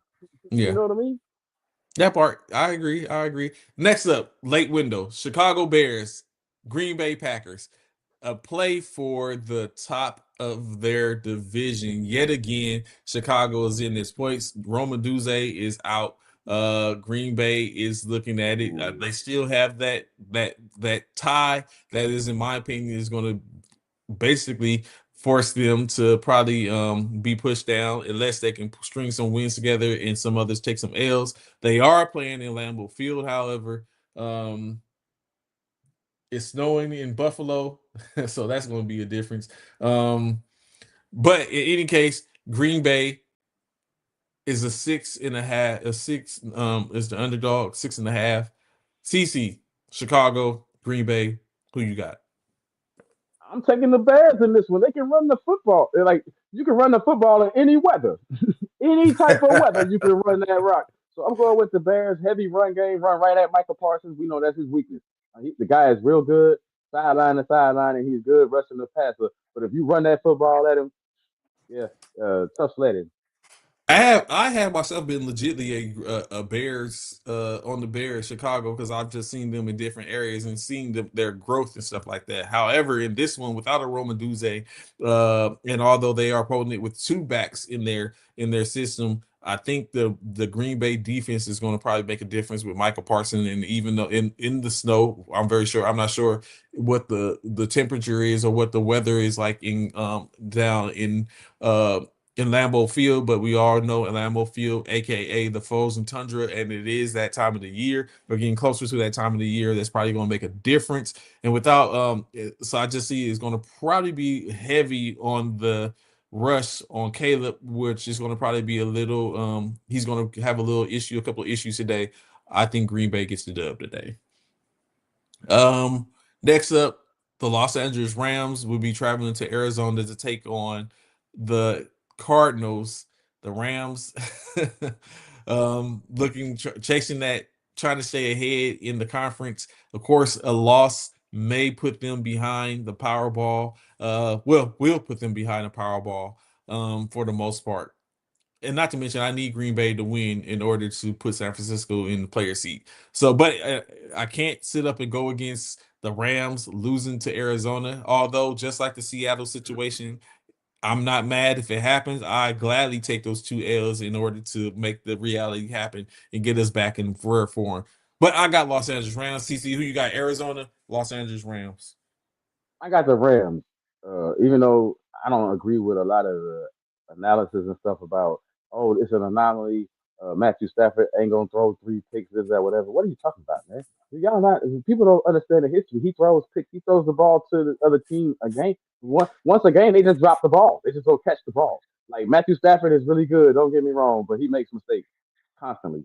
So anyway, and we saw that in a championship game, not a championship, well, divisional round 2 years ago when they went to the Super Bowl, where he pretty much threw, hey, all the 49ers had to do was intercept the ball. He Hold dropped the on to ball. it. He dropped the ball. Hold on God to damn it, it, he dropped baby. the ball. I That mean, was you feel what I'm clear. saying? So I don't like some of the narratives that I hear about certain players because they pick and choose. But anyway, the Rams are a better team. Puka Nacua and Devontae Adams, man. Woo! Yep, Minnesota got to go already that has side. scored. Got to go that side. Yeah. Already scored Hawkinson.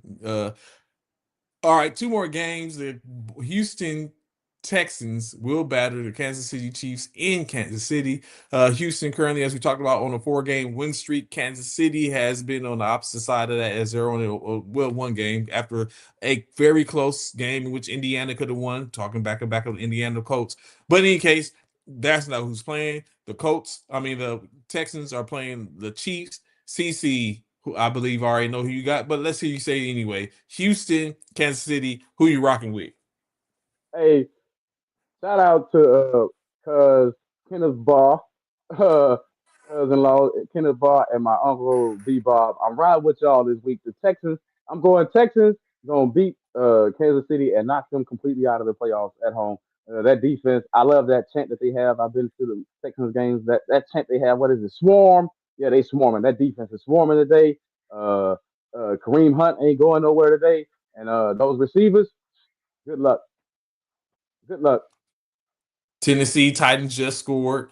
And in my opinion, the all Houston Texans ain't even played yet, and they have just already scored as well. I'm taking the Texans as well this week as we're going to see how the like you said, you kind of like kick a team when they're down and keep them off. At this point, it's inevitable. I don't foresee Kansas City making the playoffs, but I mean, stranger things have happened in which there's not completely out, but this is definitely going to add to it. I know D'Amico Ryans wants to still protect that opportunity to try to nail the coffin and to get him up out of here, especially when you look at that they have been the bane and why he doesn't have a Super Bowl championship on his finger with the 49ers. He was there for that But he's here for this to put him away and knock him out. I'm taking the Houston Texans in this one as well. And then last but not least, the Monday night game. The Philadelphia Eagles will be facing off at SoFi